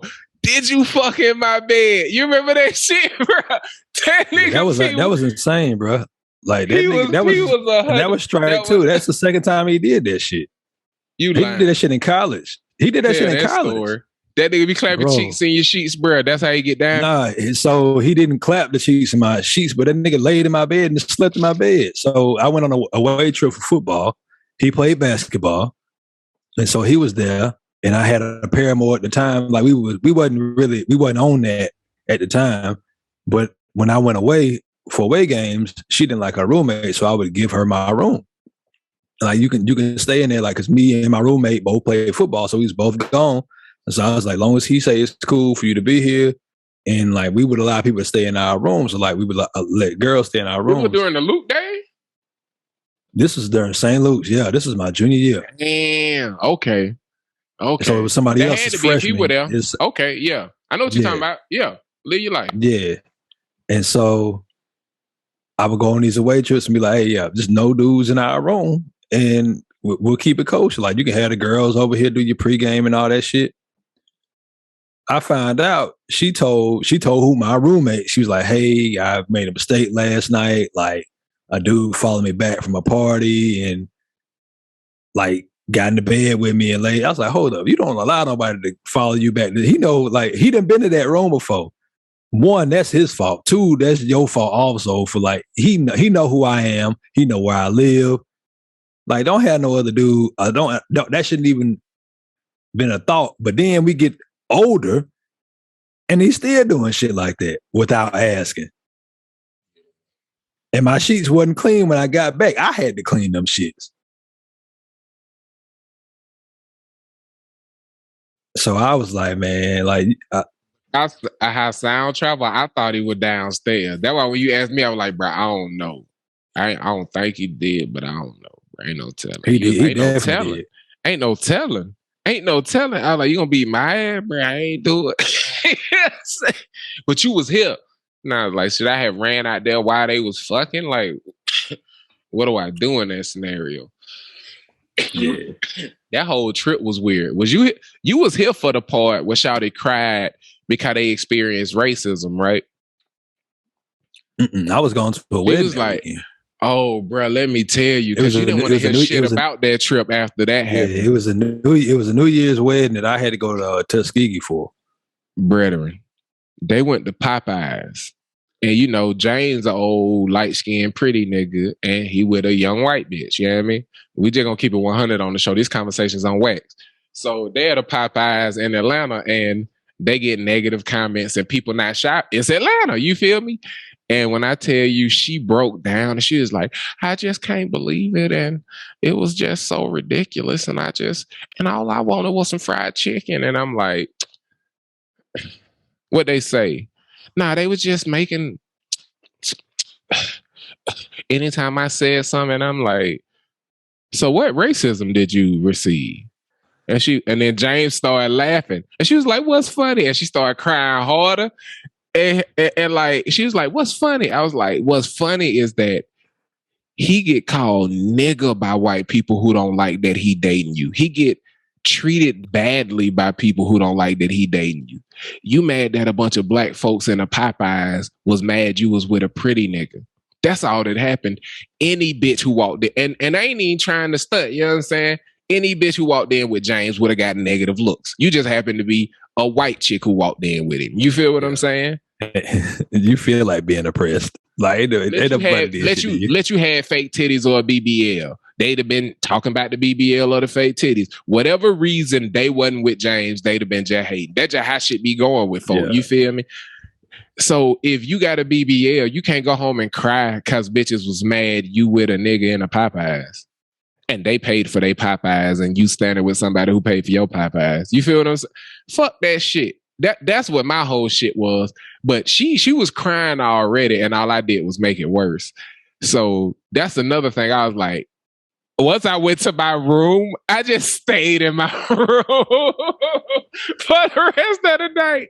I should have said, "That how you work the TiVo and shit. That how you at the movies, man. Y'all enjoy yourself." And I went to the fucking room, okay? Because I was like, I can't have no more of these conversations. Because at first it was like, man, show us the city, man. We don't know what to do. So I end up being a fucking designated driver for part of their trip. And then I disconnected. And then them niggas started drunk driving around the city. They didn't know. I was like, all right, I start driving again. But when we get home, I'm fucking done. You know what I'm saying? And that's just what it was, G. So I apologize for not playing goalie on that one. But I was done after the Popeyes fiasco because I wasn't a part of the Popeyes trip. So I was like, how the one time I'm not fucking making sure shit's straight, y'all experience racism. Whatever the fuck that means.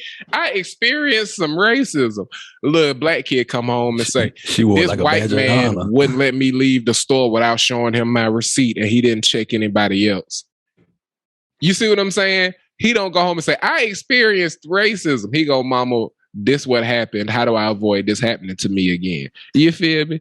Shawty, you ain't gonna be able to avoid that. I don't know if that's experiencing racism or just being alive. You feel me? How you feel about that? As a nigga who ran around with snow bunnies, man. Cause this was funny, bro. I done had niggas run up on me straight up and scream in a bitch face. Really? Really? You're gonna fucking leave with him? You gonna leave with a fucking nigger? And I was like, it gonna really hurt your feeling what we finna do when we leave here. And I just go on about my business. He can be mad as he want to. You feel me? That done happened to me more than once at Sewanee. Nigga, without the nigga on top, Mitchell Moore did that shit. My suite mate from freshman year, BT roommate. He did that shit at a party that was at his frat house. It was like it was a crush party where women invited people they wanted to fuck. And so it hurt his feelings that he thought I got a special invitation. But I found out later that night when I came back after that little rendezvous that somebody else had actually invited me. But he had hoped that that's who sent his invitation. And that's why he was in his feelings. Them shits was always interesting whenever you went to those parties. Them and bitches like was fire. The ratio really was good. Stupid, and then you'd show up and be partying like 30, 40 women or 15 niggas, and then a bitch would just snatch you up and you dip. And the shit was crazy because not until I really figured it out did I figure out why the ratio was always good. They was waiting on the dude they wanted to show up. And when you got there, they knew who invited you, so they was trying to make her mad. That's why you got so much love when you came into them specific type of parties. You feel they were trying to make that bitch mad enough to where she didn't leave with you. You feel me? It was the jungle. You feel me? I'm just talking about them parties. And I ain't figured that out until I started coming home with more than one victory on them nights. What you said? I'm talking about them parties, period, man. It was an interesting dynamic. That was the shit though. On them nights, bro, you had to play an away game and then say the home game for the late night. You feel me? You can't play a home game early in the party night. Cause then you can't take nobody else back to the crib for the late night post pub. You feel me? Yeah. Savage mode. Also, man, do yourselves a favor if you are of age where college and or grad school is in your grasp. Do yourself a favor, man. Whatever bill you got afoot, you always gonna be paying money. You always gonna be paying bills.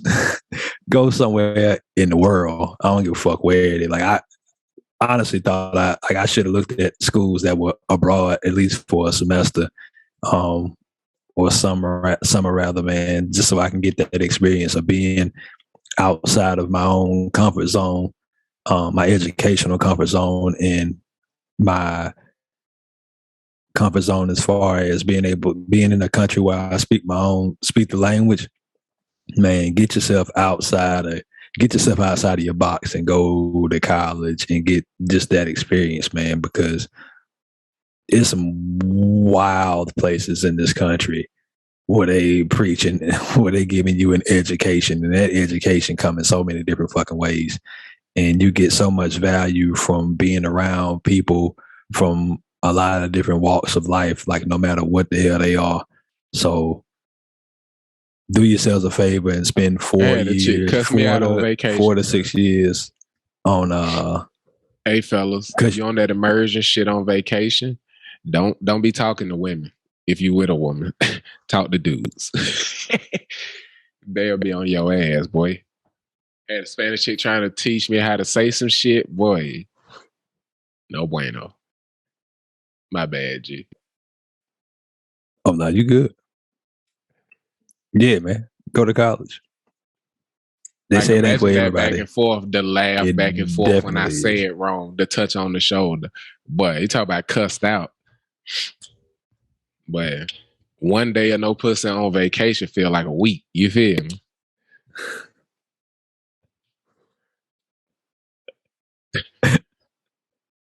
Yeah, especially for somebody who that's the best sex for. You know what I'm saying? Best sex, that vacation coochie. You said that in vacation, and I meant it, bro. And I meant it. In a room, you could just disrespect. I'm talking about hang from the drapes if you feel like it. Fuck that curtain rod. You feel me? That shit was like that when we got here.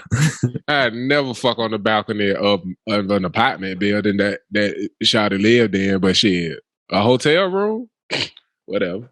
Look a nigga right across the breezeway, right in the eyeballs. I don't give a fuck if it's a courtyard setup. Yeah. I feel like people go on vacation just to clap cheeks disrespectfully, and there's no better reason. Straight up. You want them cheeks clapped disrespectfully? Leave your own domicile. Vacation sex ridiculous, man. We had that one predicament that I found myself in, bro. We got to we figured out very quickly the restaurants was more expensive than the room service, and the hotel could cook their ass off. Bro, we took like a 3-hour long bath, ate like 2 meals, and we ate breakfast and lunch in that motherfucker. We was in that bit eating steak and just rounds, vacation sex different, nigga. I'd never eat steak in the bathtub shortly after vagina at home. I would just keep it 100. You feel what I say? I would be there had to brush my teeth 2-3 times, tongue straight, cap of apple cider vinegar, just all kind of crazy shit. I was just talking crazy. I ain't scared of pussy like that, child. I just like to have a good hee-haw. But vacation sex is fantastic, man. That shit different, bro.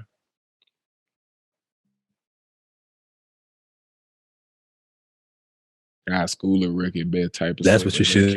Pussy. That's what you should type into whatever dating app that you on. Just type into that mode. Who trying to go on vacation? Who trying to go on vacation? Yeah. Hey, I'm a stranger. I'm trying to stamp your passport, take you out the country. All these bitches got travel in they shit, but they all ain't nobody trying to go on no trip. They is though. I ain't trying to take nobody on no trip though. Bitches get wild on the trip though. Not even on some sex shit, just on some. My brother always said, man, before I ever marry a chick, I go on a trip with her. He's broken off 3 engagements after taking them on vacation.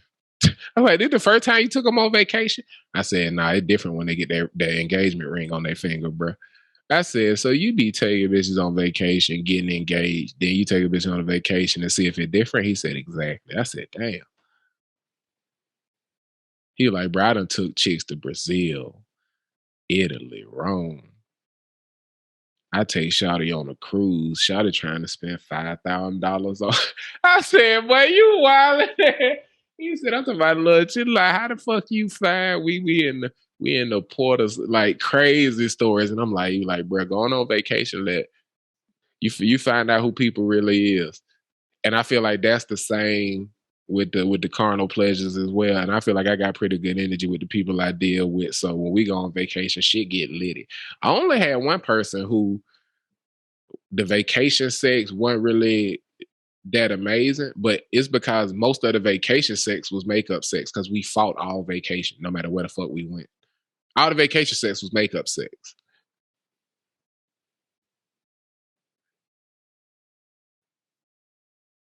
The best part of vacation is sound like vacation. we fuck, eat, and then find something to do that would lead to an argument, and we end up taking a nap or something, fuck, eat, do something that lead to an argument. So Yeah, it that is sounds what miserable. it is. Yeah, it wasn't fantastic. And the wildest part is, bruh, one of the trips, I ain't even gonna cap, one of the trips, we went to one of my favorite cities to go to, Vegas, and I legit have never lost money in Vegas, bruh. Never. Not once have I went down there with money and went back upstairs with less money than I went down to the tables. I got cussed out because I refused to gamble with her. I was like, nah. I believe I never lose because of the energy. I ain't going to the tables with this fucking juju. Like, I dead ass. I put that shit in the song that I freestyled at the beginning of the episode. With my brother bachelor party weekend, I went down there with $60 and was giving my homeboy money as he crapped out and lost his bread. Because I think he went down there with 80. We gambled for 4.5 hours. He left with $300. I left with like $1,200. And we went to the strip club. I told my big brother who was in the Navy, I said, bro, you don't pay for shit. Because he was supposed to go with the brother whose bachelor party it was, but they was going to do the same shit that we had did the day before, where they had fucked off like $800 of my money at a club that turned me away because I had on shorts and it was a fucking pool party. And I was like, nigga, what? And they ain't have on swim trunks, you feel? But the nigga told me, oh, bro, you can't get in with them shorts on. And they had lost my luggage. They lost my luggage at the airport. So I had to go buy shorts to get in the fucking party. And they had spent $800 of my money before I could even get in. But I was like, yeah, I'm not doing the shit y'all doing tonight. Nigga, I got the stink on me tonight. A nigga literally pulled up on me in a big white limousine and handed me a card and said, call me tonight. I give you a free ride to and from the largest strip club in America. I was like, what? He was like, call me, bro. I said, how many people I could bring with me? He said, nigga, just call me. And pulled the fuck off. I said, he full of shit. And we was walking around looking for weed. So we ended up finding weed at the CVS and shit. And then we get the tree and then we smoke the herb and shit. And then I tell the nigga Tyler about the shit. He was like, bro, I said we make that play. And I was like, well, shit. I ain't trying to spend none of my money at the strip club, nigga. At most, I'm trying to spend like $100 in that bit. So let's go down here and gamble and see what we could take for the strip club. He said, nigga, so you gambling to get money. I said, smooth jazz. Because that's what, we didn't watch TV the whole time we was down there. We just put it on the cable channel for smooth jazz. So whenever we agreed on something, we just said smooth jazz. You feel what I'm saying? And we was down that bitch gambling and shit and looking at each other at the table and niggas say smooth and the other one say jazz. Niggas be like, y'all niggas counting cards? I'm like, I don't even know how to do all that shit. This shit all chance. We just got the, bruh. We did that. We played craps, roulette, fucking blackjack, and we played fucking the slot shit. I won at slots.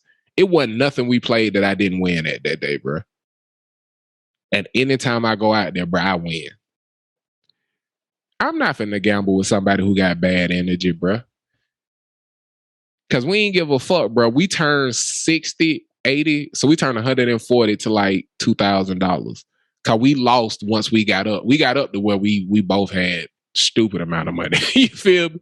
But he gambled big on craps, and because there's more chance, I gambled small on craps, and that's why his bag kept going back down.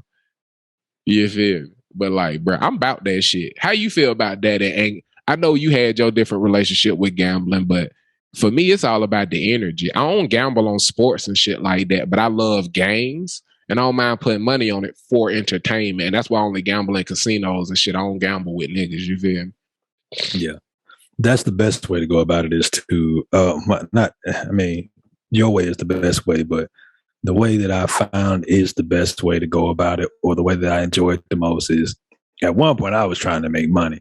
Like, I was trying to turn it into, I was studying that shit during the week, like paying more attention to it than I was my actual job in certain cases, and working to make a career out of that shit as best I could, because I didn't want to do the job that I was doing. Now it's just, it makes games more interesting. Like, no matter, like, I can, like that one, it was one summer, me and my partner, I think it might have been the summer 2014, we drove out to we drove out to Aspen from Houston, and we stopped and like we spent the night in Oklahoma City the first night of the leg, and then we drove the rest of the way. But like the things that was going on, so it was the NBA Finals. It was Bron. I think it was Bron ship over the San Antonio Spurs, and then the World Cup was also going on at the same time.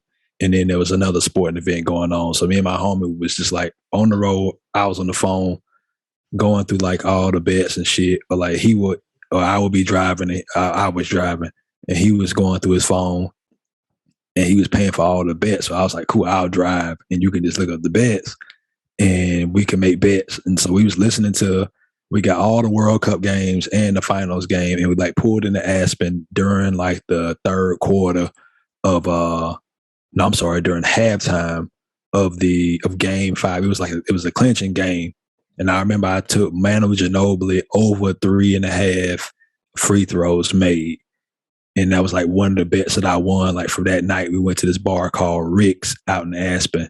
And like I was just buying drinks. Like I put like a good bit of money. I was like, man, Manu gonna get to the line. So I might have thrown like $75 to $100 down on Manu, and like which is a prop bet. Which is, I mean, I ain't had the money like that, but I was like, Manu gonna go. I put Bron over. I think it was Bron over 7.5 or 8.5 rebounds, and it was Manu Ginobili over 3.5 free throws, and Manu had like 6. He went to the line like 6 times in the first half. So like that bet was wrapped up for me, but it made all the games interesting, bro. Like we was betting on Sweden. Let me tell you what I'd like to do, bro, to get into it. What's that? Once we get in the same spot or we got it in the budget for the travel and shit, when we get tickets to a game for GSH, we do the math, and whatever we spent on tickets, we bet it trying to pay for the trip. Or pay for the tickets to the game. That makes sense?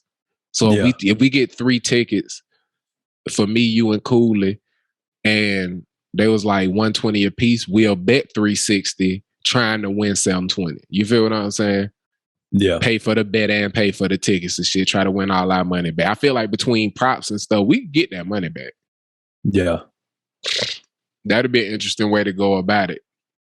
Imagine how much different it'll feel like being at the game, knowing that shit. Certain stuff play out a certain way. That shit free. I feel like that'll be a cool way to sports bet. So as they get toward legalizing it, I feel like that's how we dive into that shit. Which just makes this country interesting as fuck. Not interesting. This whack is a bitch. I guess it's cool also because you can go somewhere. You can go somewhere and you got like a different set of rules if it's in your favor. But like not having weed be legal nationwide, it's just some silly shit. Like I gotta be cognizant of what state lines I'm going across because weed not legal here because people, the majority of the folks vote against. Like it's the weirdest shit, man. But I guess that's a bet because I had no idea we transitioned into that's a bet at any point. I felt like we were just talking, but we talked about sports. We wasn't even talking about. Yeah, we just updating. It's Natty Championship while we on the air. So if anybody's listening to this on Wednesday, they didn't know what happened on the game. We got 12 minutes and 41 seconds left in the second half. It is a 1-point game. Kansas is now 45, Carolina 46. So they have cut into that lead in less than 8 minutes. 7 minutes and 19 seconds. They have erased a 15. Yeah. I don't care what happens in this game, honestly. And I'm a Carolina fan. You are as a UNC. I'm about to say your team in this shit. Yeah.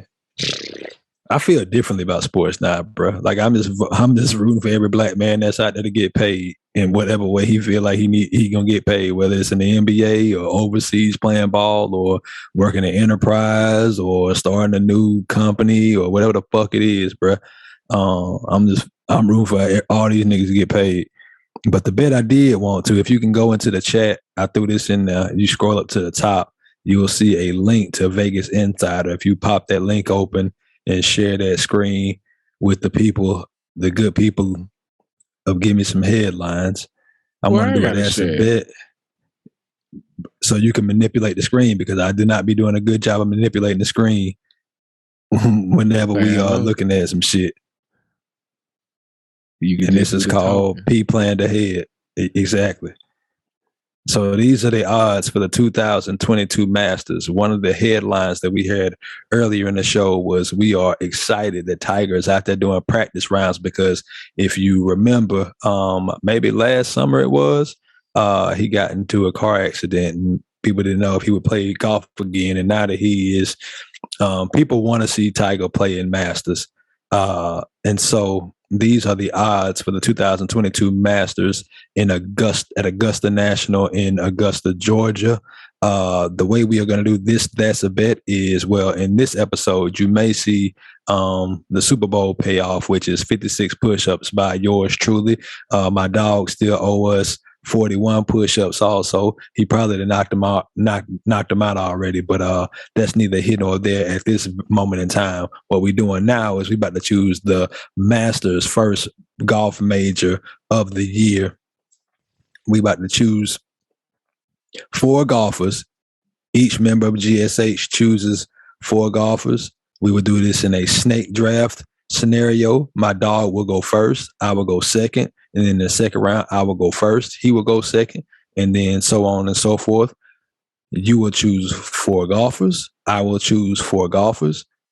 They will play the Masters. And at the end of it, we will take the aggregate score. So if you have somebody that goes -6, you have somebody that goes -3 for the whole tournament, you have somebody that goes even for the tournament, you have somebody that goes +3 for the tournament. That is -6, -3, even. So you will finish the tournament at -6. You see how that works? Hit me with it one more time. So we're going to take the aggregate score. So my 4 golfers versus your 4 golfers. And so if you have a golfer that said we'll take the aggregate score, all your golfers score, add it up, and it's going to equal a stroke number. So you'll have, if somebody is -6 for the tournament, which they finish 6 strokes under par, if somebody finishes -3 for the tournament, you're sitting at -9 right now for the tournament. Somebody finishes even, then that'll knock off 3. So now you're sitting at -6 for the tournament. And then if somebody finishes plus, we'll say you have 2 people finish -3. So 2 people finish -3, 1 person finishes -6, 1 person finishes even, you finish -12 for the tournament. And it'll go for my side. So whatever my side, the aggregate score is, then we'll take that score, and the differential between that is 10 push-ups. So each stroke, we can pick. You want the stroke to be 10 push-ups, you want it to be 3 push-ups, you want it to be 5 push-ups. You get to choose the increment of push-ups that 1 stroke equals. Let's run back through that after we bet. That's a bit.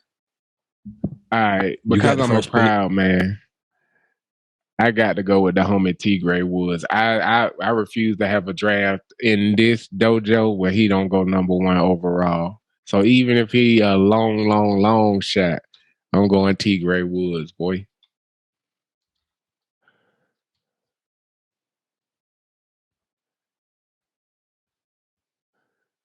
Who you rocking with? We're rocking with Mark, because Mark rocking with us. You know what I'm talking about?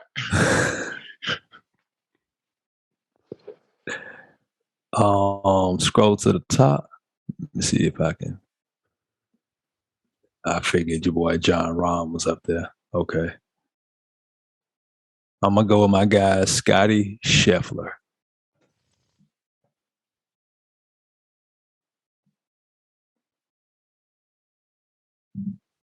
Talk about him at all? Any reason why? We know why I went with Tiger. So yeah, Scotty Scheffler has he's won, even though they have not been on this type of course, this difficult a course. This is not an easy course to play. Scotty has played really good golf. He's finished top 5, I think, in this early part of the year. He's finished top 5, I think, in 3 or 4 tournaments. So he's somebody, if nothing else, he'll be steady for me and he'll give me a high score. But I plan on taking somebody that's a dark horse that's gonna win it. But I want somebody that's gonna bring an anchor to my team and finish somewhere. It might not even be near the top, but it's gonna be hopefully a decent score. I really hope it's not showing my desktop instead of the fucking screens over here. It's showing the screens. It's only showing. You know, the shit may not, though. See, when I screenshot the desktop. We'll see. I screenshot this at some point and get a picture of it so I can put it up if it do. But, yeah, it's on you for the snake draft. You pick second and third. Who you got coming after the boy Scotty Scheffler?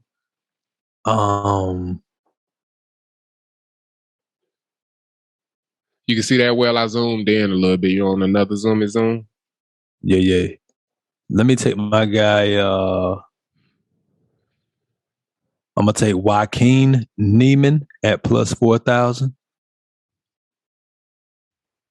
Of the few tournaments I've gotten to see this year so far, I saw him play and he went wire to wire.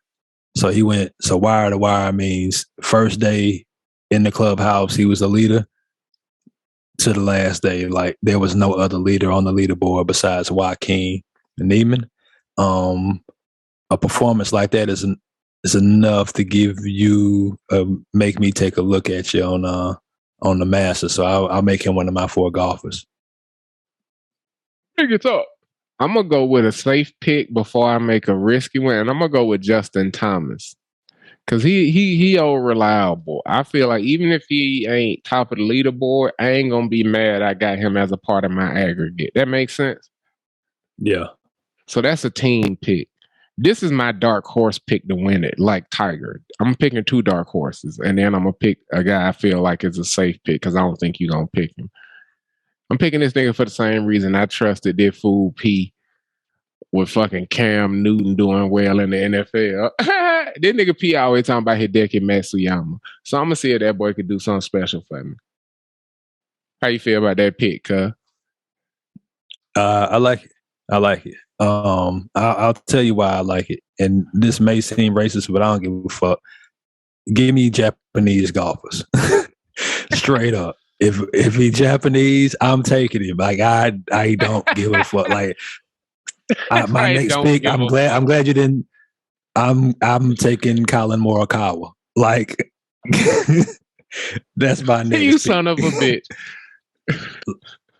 Like, square business. I like me a smooth ass Japanese golfer, man, because I spent a lot of time in Houston around Chinese and Japanese golfers, man, and by far and away they play better than everybody else out there. And I don't think it's by fucking coincidence that they are Japanese and Chinese. I don't know if it's like what kind of stereotype they go with, but yeah, they can play some golf. Like, when you pick in the game, pick up basketball, you probably not gonna pick the white guy before you pick the black guy.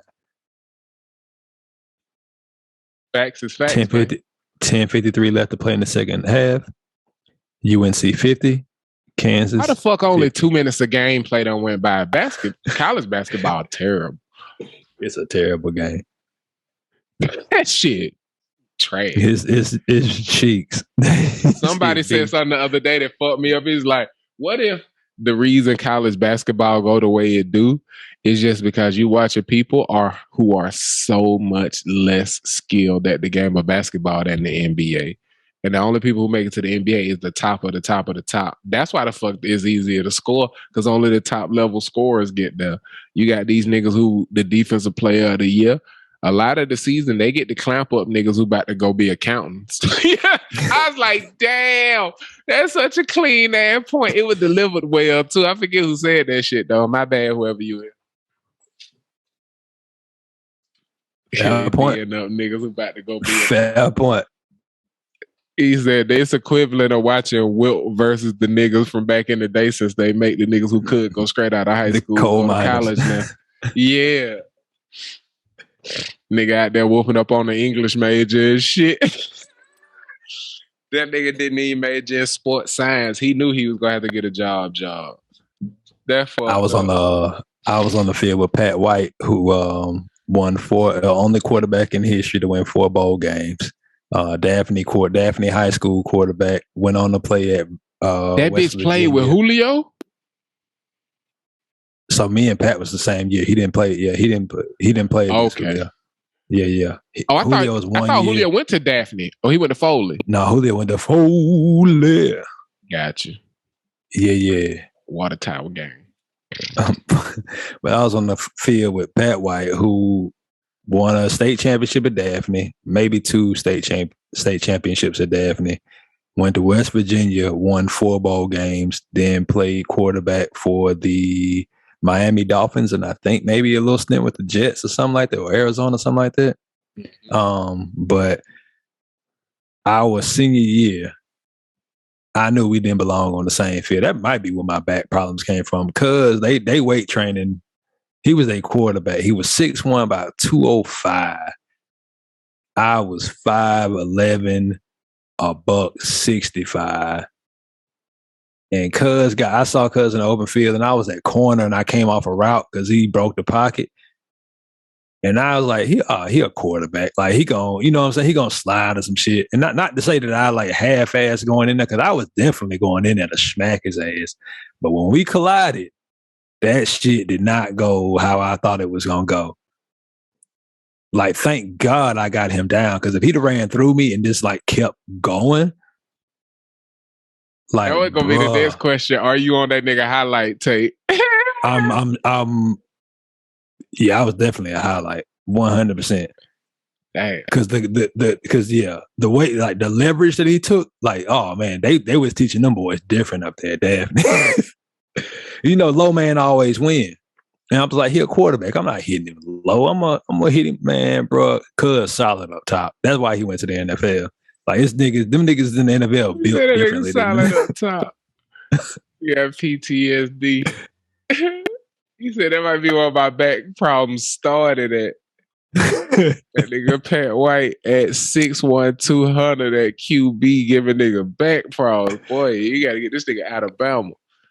Hey, yeah, man. Who your next golfer, man? This snake draft, you go 2 in a row, OG. Oh yeah, that's right. You had picked Xander Schauffele last time we had a golf bet. I did pick Xander, man. You gonna leave Schaff out there? He 24 home. And yeah, his ass gonna stay out there because he fully walked me last time. Scroll down. Yeah, I feel the same about got Brooks Scotty. Koepka. I got Scotty Scheffler, Joaquin Neiman, Colin Morikawa. Man, I want to go. Man, I'm gonna go with my dog. I gotta go at least one left-handed golfer. Give me my boy Bubba Watson. He you got to scroll down. I think Bubba like at 8,500, something like that. You didn't guess, nigga. You seen it with it popped up. You be fooling wife at. That nigga, he tried to fool y'all niggas on the audio, cuz. I should have shut up.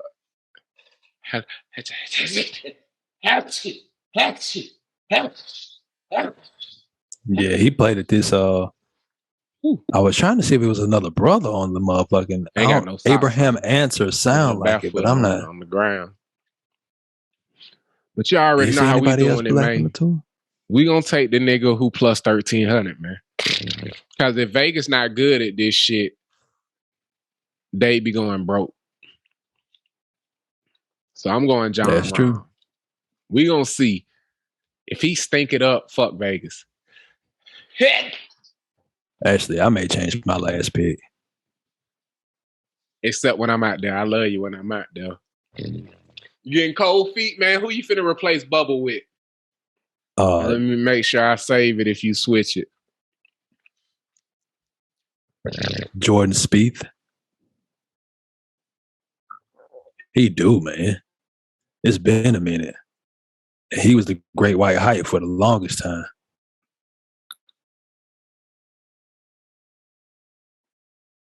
He's won here before. He always challenged. I feel like he big. The funny thing dude. about when Tiger was in his heyday, they used to structure the course so that he couldn't do well. They put the tee boxes where it was hard for him to drive from and shit like that. Try to make it a left-handed course and shit. Make the angles difficult. But when they not trying to fuck him and he just get to go golf, I'm telling you, bro. I feel like that's going to make him dangerous, man. Just to run through my team again, and I'll let P run through his before I stop to share.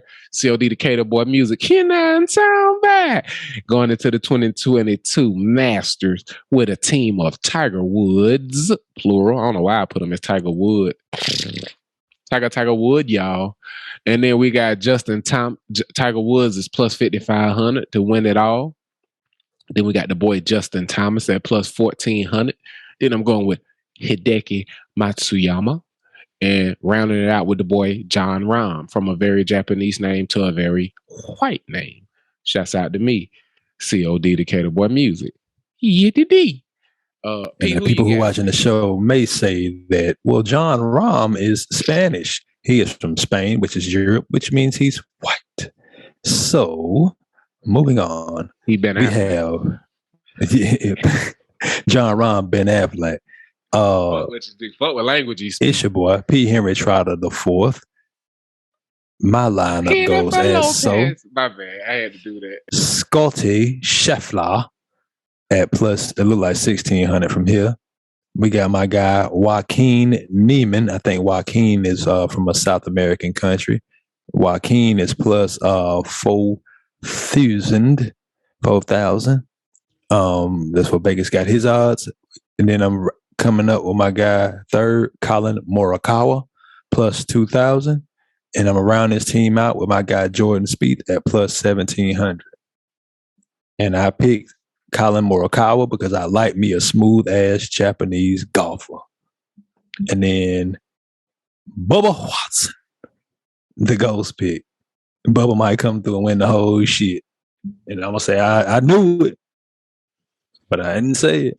The game right now, the national championship on the men's side is 57-57, 7 minutes, 48 seconds left to play in the second.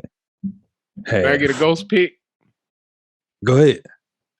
And if it's a tie, I ghost pick decided. Yeah.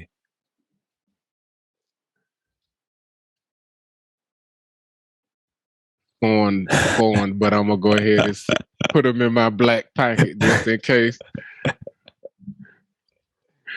Going with Brooks Koepka plus 2,000, baby. Just can't quit the game. We too fresh, man. Playboys know what it look like, man. And when you walk it, when you talk it, man, that ball just fall in the hole, man. You can talk that game. You can walk that game. You ain't got to practice, man. You just go out there and do that thing. You hear me?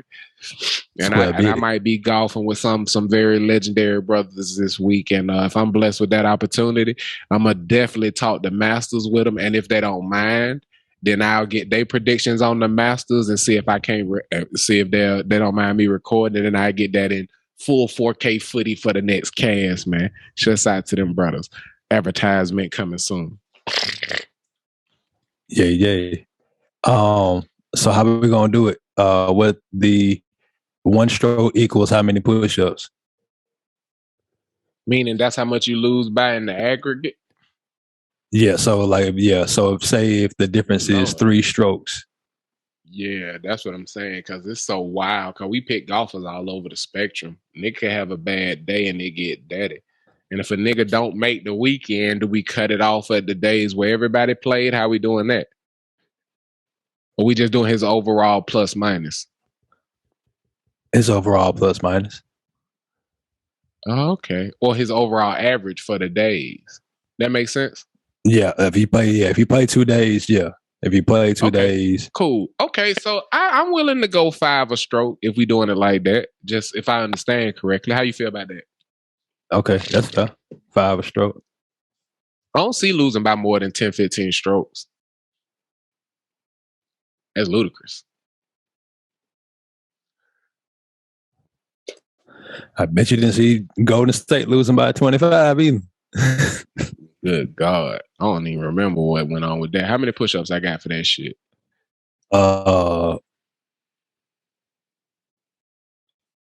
We gotta go back and look at that game. I don't remember. Yeah, we're gonna have to go check that out. That shit was funny. It's a lot though. It's at least like 3 a push up. Cause we set the parameters before we checked, and then when we looked, and I was like, God damn it. Yeah, like I knew what it was when I asked you, but I let you choose blind. And I was like, damn. We'll see though. So originally it was 10 push-ups for every point off the spread, but we changing that. And we chose the spread. Yeah, it was plus 7. They was down by 20, and we was like, all right, so let's say 11 is the line. So I was like 3 for every one off 11. Nigga, I can tell you exactly. I wrote that shit down. So the final score ended up being Memphis 123, Golden State 95. So by that, that's like 300 something. Nigga, your math crazy. So they lost by 30. The line was like 11. That means it's 20 push-ups times 3. That's like 60 something. So the notes that I wrote down. What you wrote down? Yeah. Tell me what you wrote. That's a bet. Memphis plus 7. Damn. Final score. Memphis 123, Golden State 95. So that's 2. So 21 points off the spread. So 21 times 10 will be 210 if that's the way we did it. But we'll just do. It say 10 a push up, 10 a point off the spread. It say 10 push-ups for every point off the spread. And it was, God damn, fuck it. Fuck it. It ain't. I don't know if that's gonna be a one sitting, but I do it in a day because that's how we do our bets. That's a day 200. I gotta go ahead and do this. I owe you 41 for the Super Bowl, huh? I'm gonna have that ready next week, and then I'm gonna start working on this. God damn. This why you don't gamble, kid. I feel like Shannon and Skip on the Mountain Dew, on the cases of Mountain Dew. Yeah. How many cases we up to now, Skip?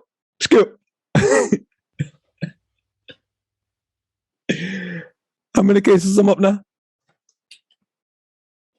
Yeah, that what we need to do. Start a sheet with the push-up tally. I'm up to current now. Lucky you. Hopefully I put you, no pun intended, in the hole, no innuendo, pause, for Masters 2022. 2022 not that easy to say. I'd be happy when it's 2023. 2020 ain't that easy in general when you got to add a digit. Yeah. We got 9 more years of this foolishness.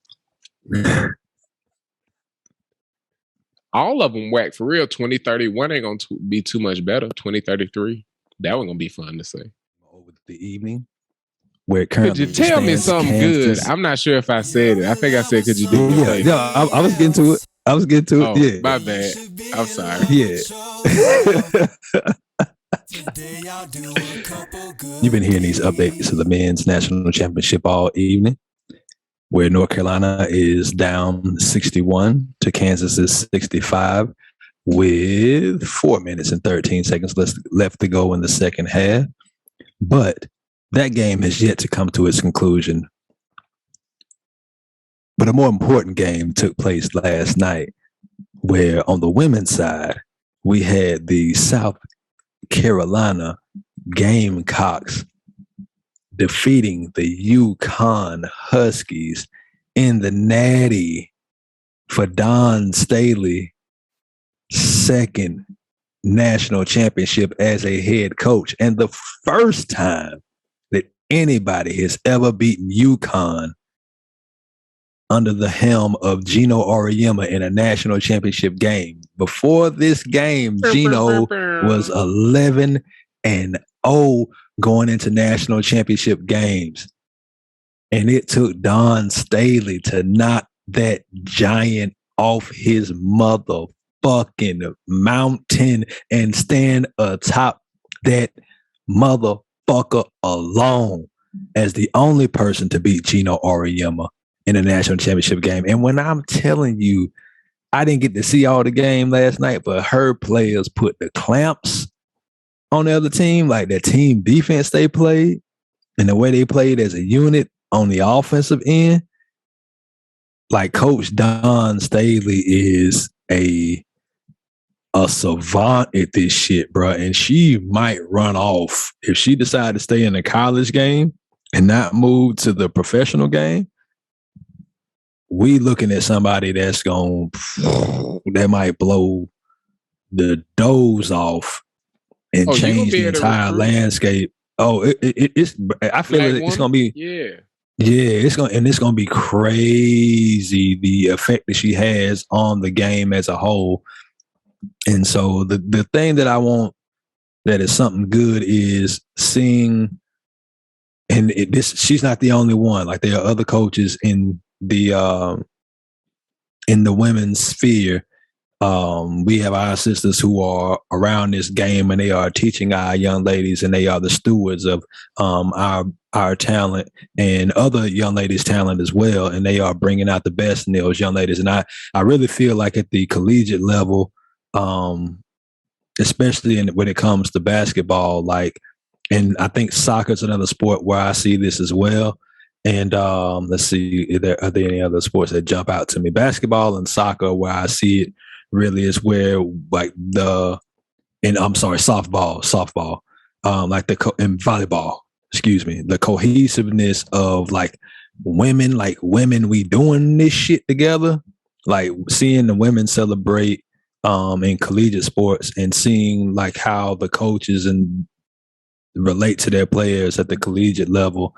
A lot of times it's something that I am a huge fan of, and it is women empowerment at its best. And last night I got to listen to Diana Taurasi, Sue Bird, and I forget, there was a third young lady who was involved in that conversation, man. But they was commenting on the game, they was the commentators on their own platform. Bro, you talking about jokes? You watching the game? Okay. Yeah, I got multiple screen. Bro who's shooting free throws look like BK, if you know what I'm talking. Straight up. Oh shit, that shit on TBS. Okay then. But yeah, man, shout out to Don Staley. I'm not even gonna do the whole first shit. Just shout out to you being dope as fuck and you being the catalyst to a change in sports across the landscape, not just collegiate, not just professional, not men's, not women's. I believe you are a catalyst for change that is going to sweep across sports. And I don't know what it all means yet, but I know what it means. Certain. She got one up on Gino for GOAT because she did one thing he can't do, beat him in the national championship game. Now, hopefully he keep it silent and make sure she the only person to do that. But she got him. She got him. Yeah. If she wins 7 and have beat him, she better than you, Doc, because you ain't beat her. Take that, you hear me? Square beat it, man. But that's something good. That's something great. Shouts out to Don Staley. Gamecocks. South Carolina got the best mascot name. That shit. The Gamecocks. There's some other good ones out there though, of obscure ass schools. Because it's a rooster. Give me a few other ones. Crimson Tide, that's a good one. Jayhawks, the Kansas mascot. Jayhawks is nice. Tar Heels is nice. Name and the way he carries, the look, all of the Jayhawk shit is fire. I like the Jayhawk. The Atlanta Hawk, Skyhawk, Tulane Green Wave. Ooh, Tulane. Shouts out to Tulane. They sent me an offer, but I went to college right after Katrina, y'all. They were trying to get me to go to college in Baton Rouge at a satellite campus until they rebuilt the facility. I was like, I'm good. Underrated city also. Baton Rouge. Tulane? Baton Rouge. Oh yeah, shouts out to Boosie. Yellow like my daddy. The game is currently 60. Ooh, 67-68. Nice little lay by number 2 for North Carolina. Not sure of his name. I can live commentate it because it's going to air on Wednesday. This was Monday. The NCAA will be at my near. Ooh, that's carry. That nigga just dribbled above his head. Number 11 for the Jayhawks getting away with murder. He just threw a wild ass pad at number 10. And he held it for a while, dribbled hard, threw it back out. Nigga poked it out to damn near half court. White boy dribbling back up. Number 2 threw it back to number 10. He threw up a wild last 3. That was an air ball. Quick as fuck. This some good commentary. Yeah. You want me to keep going or nah? No, I want to watch this shit. So I got to go in the living room to watch it. Well, yeah, man. Whether it's going hard or a nice pass so you can throw an air ball from the 3, we here at Gimme Some Headlines believe that it is always better to give than it is to receive. You don't want to be the nigga shooting that air ball. You rather be the nigga giving that pass. You heard? And then taking that shot. Lesson learned. You heard me? Hey. Well, be it. Carolina just went up by 1.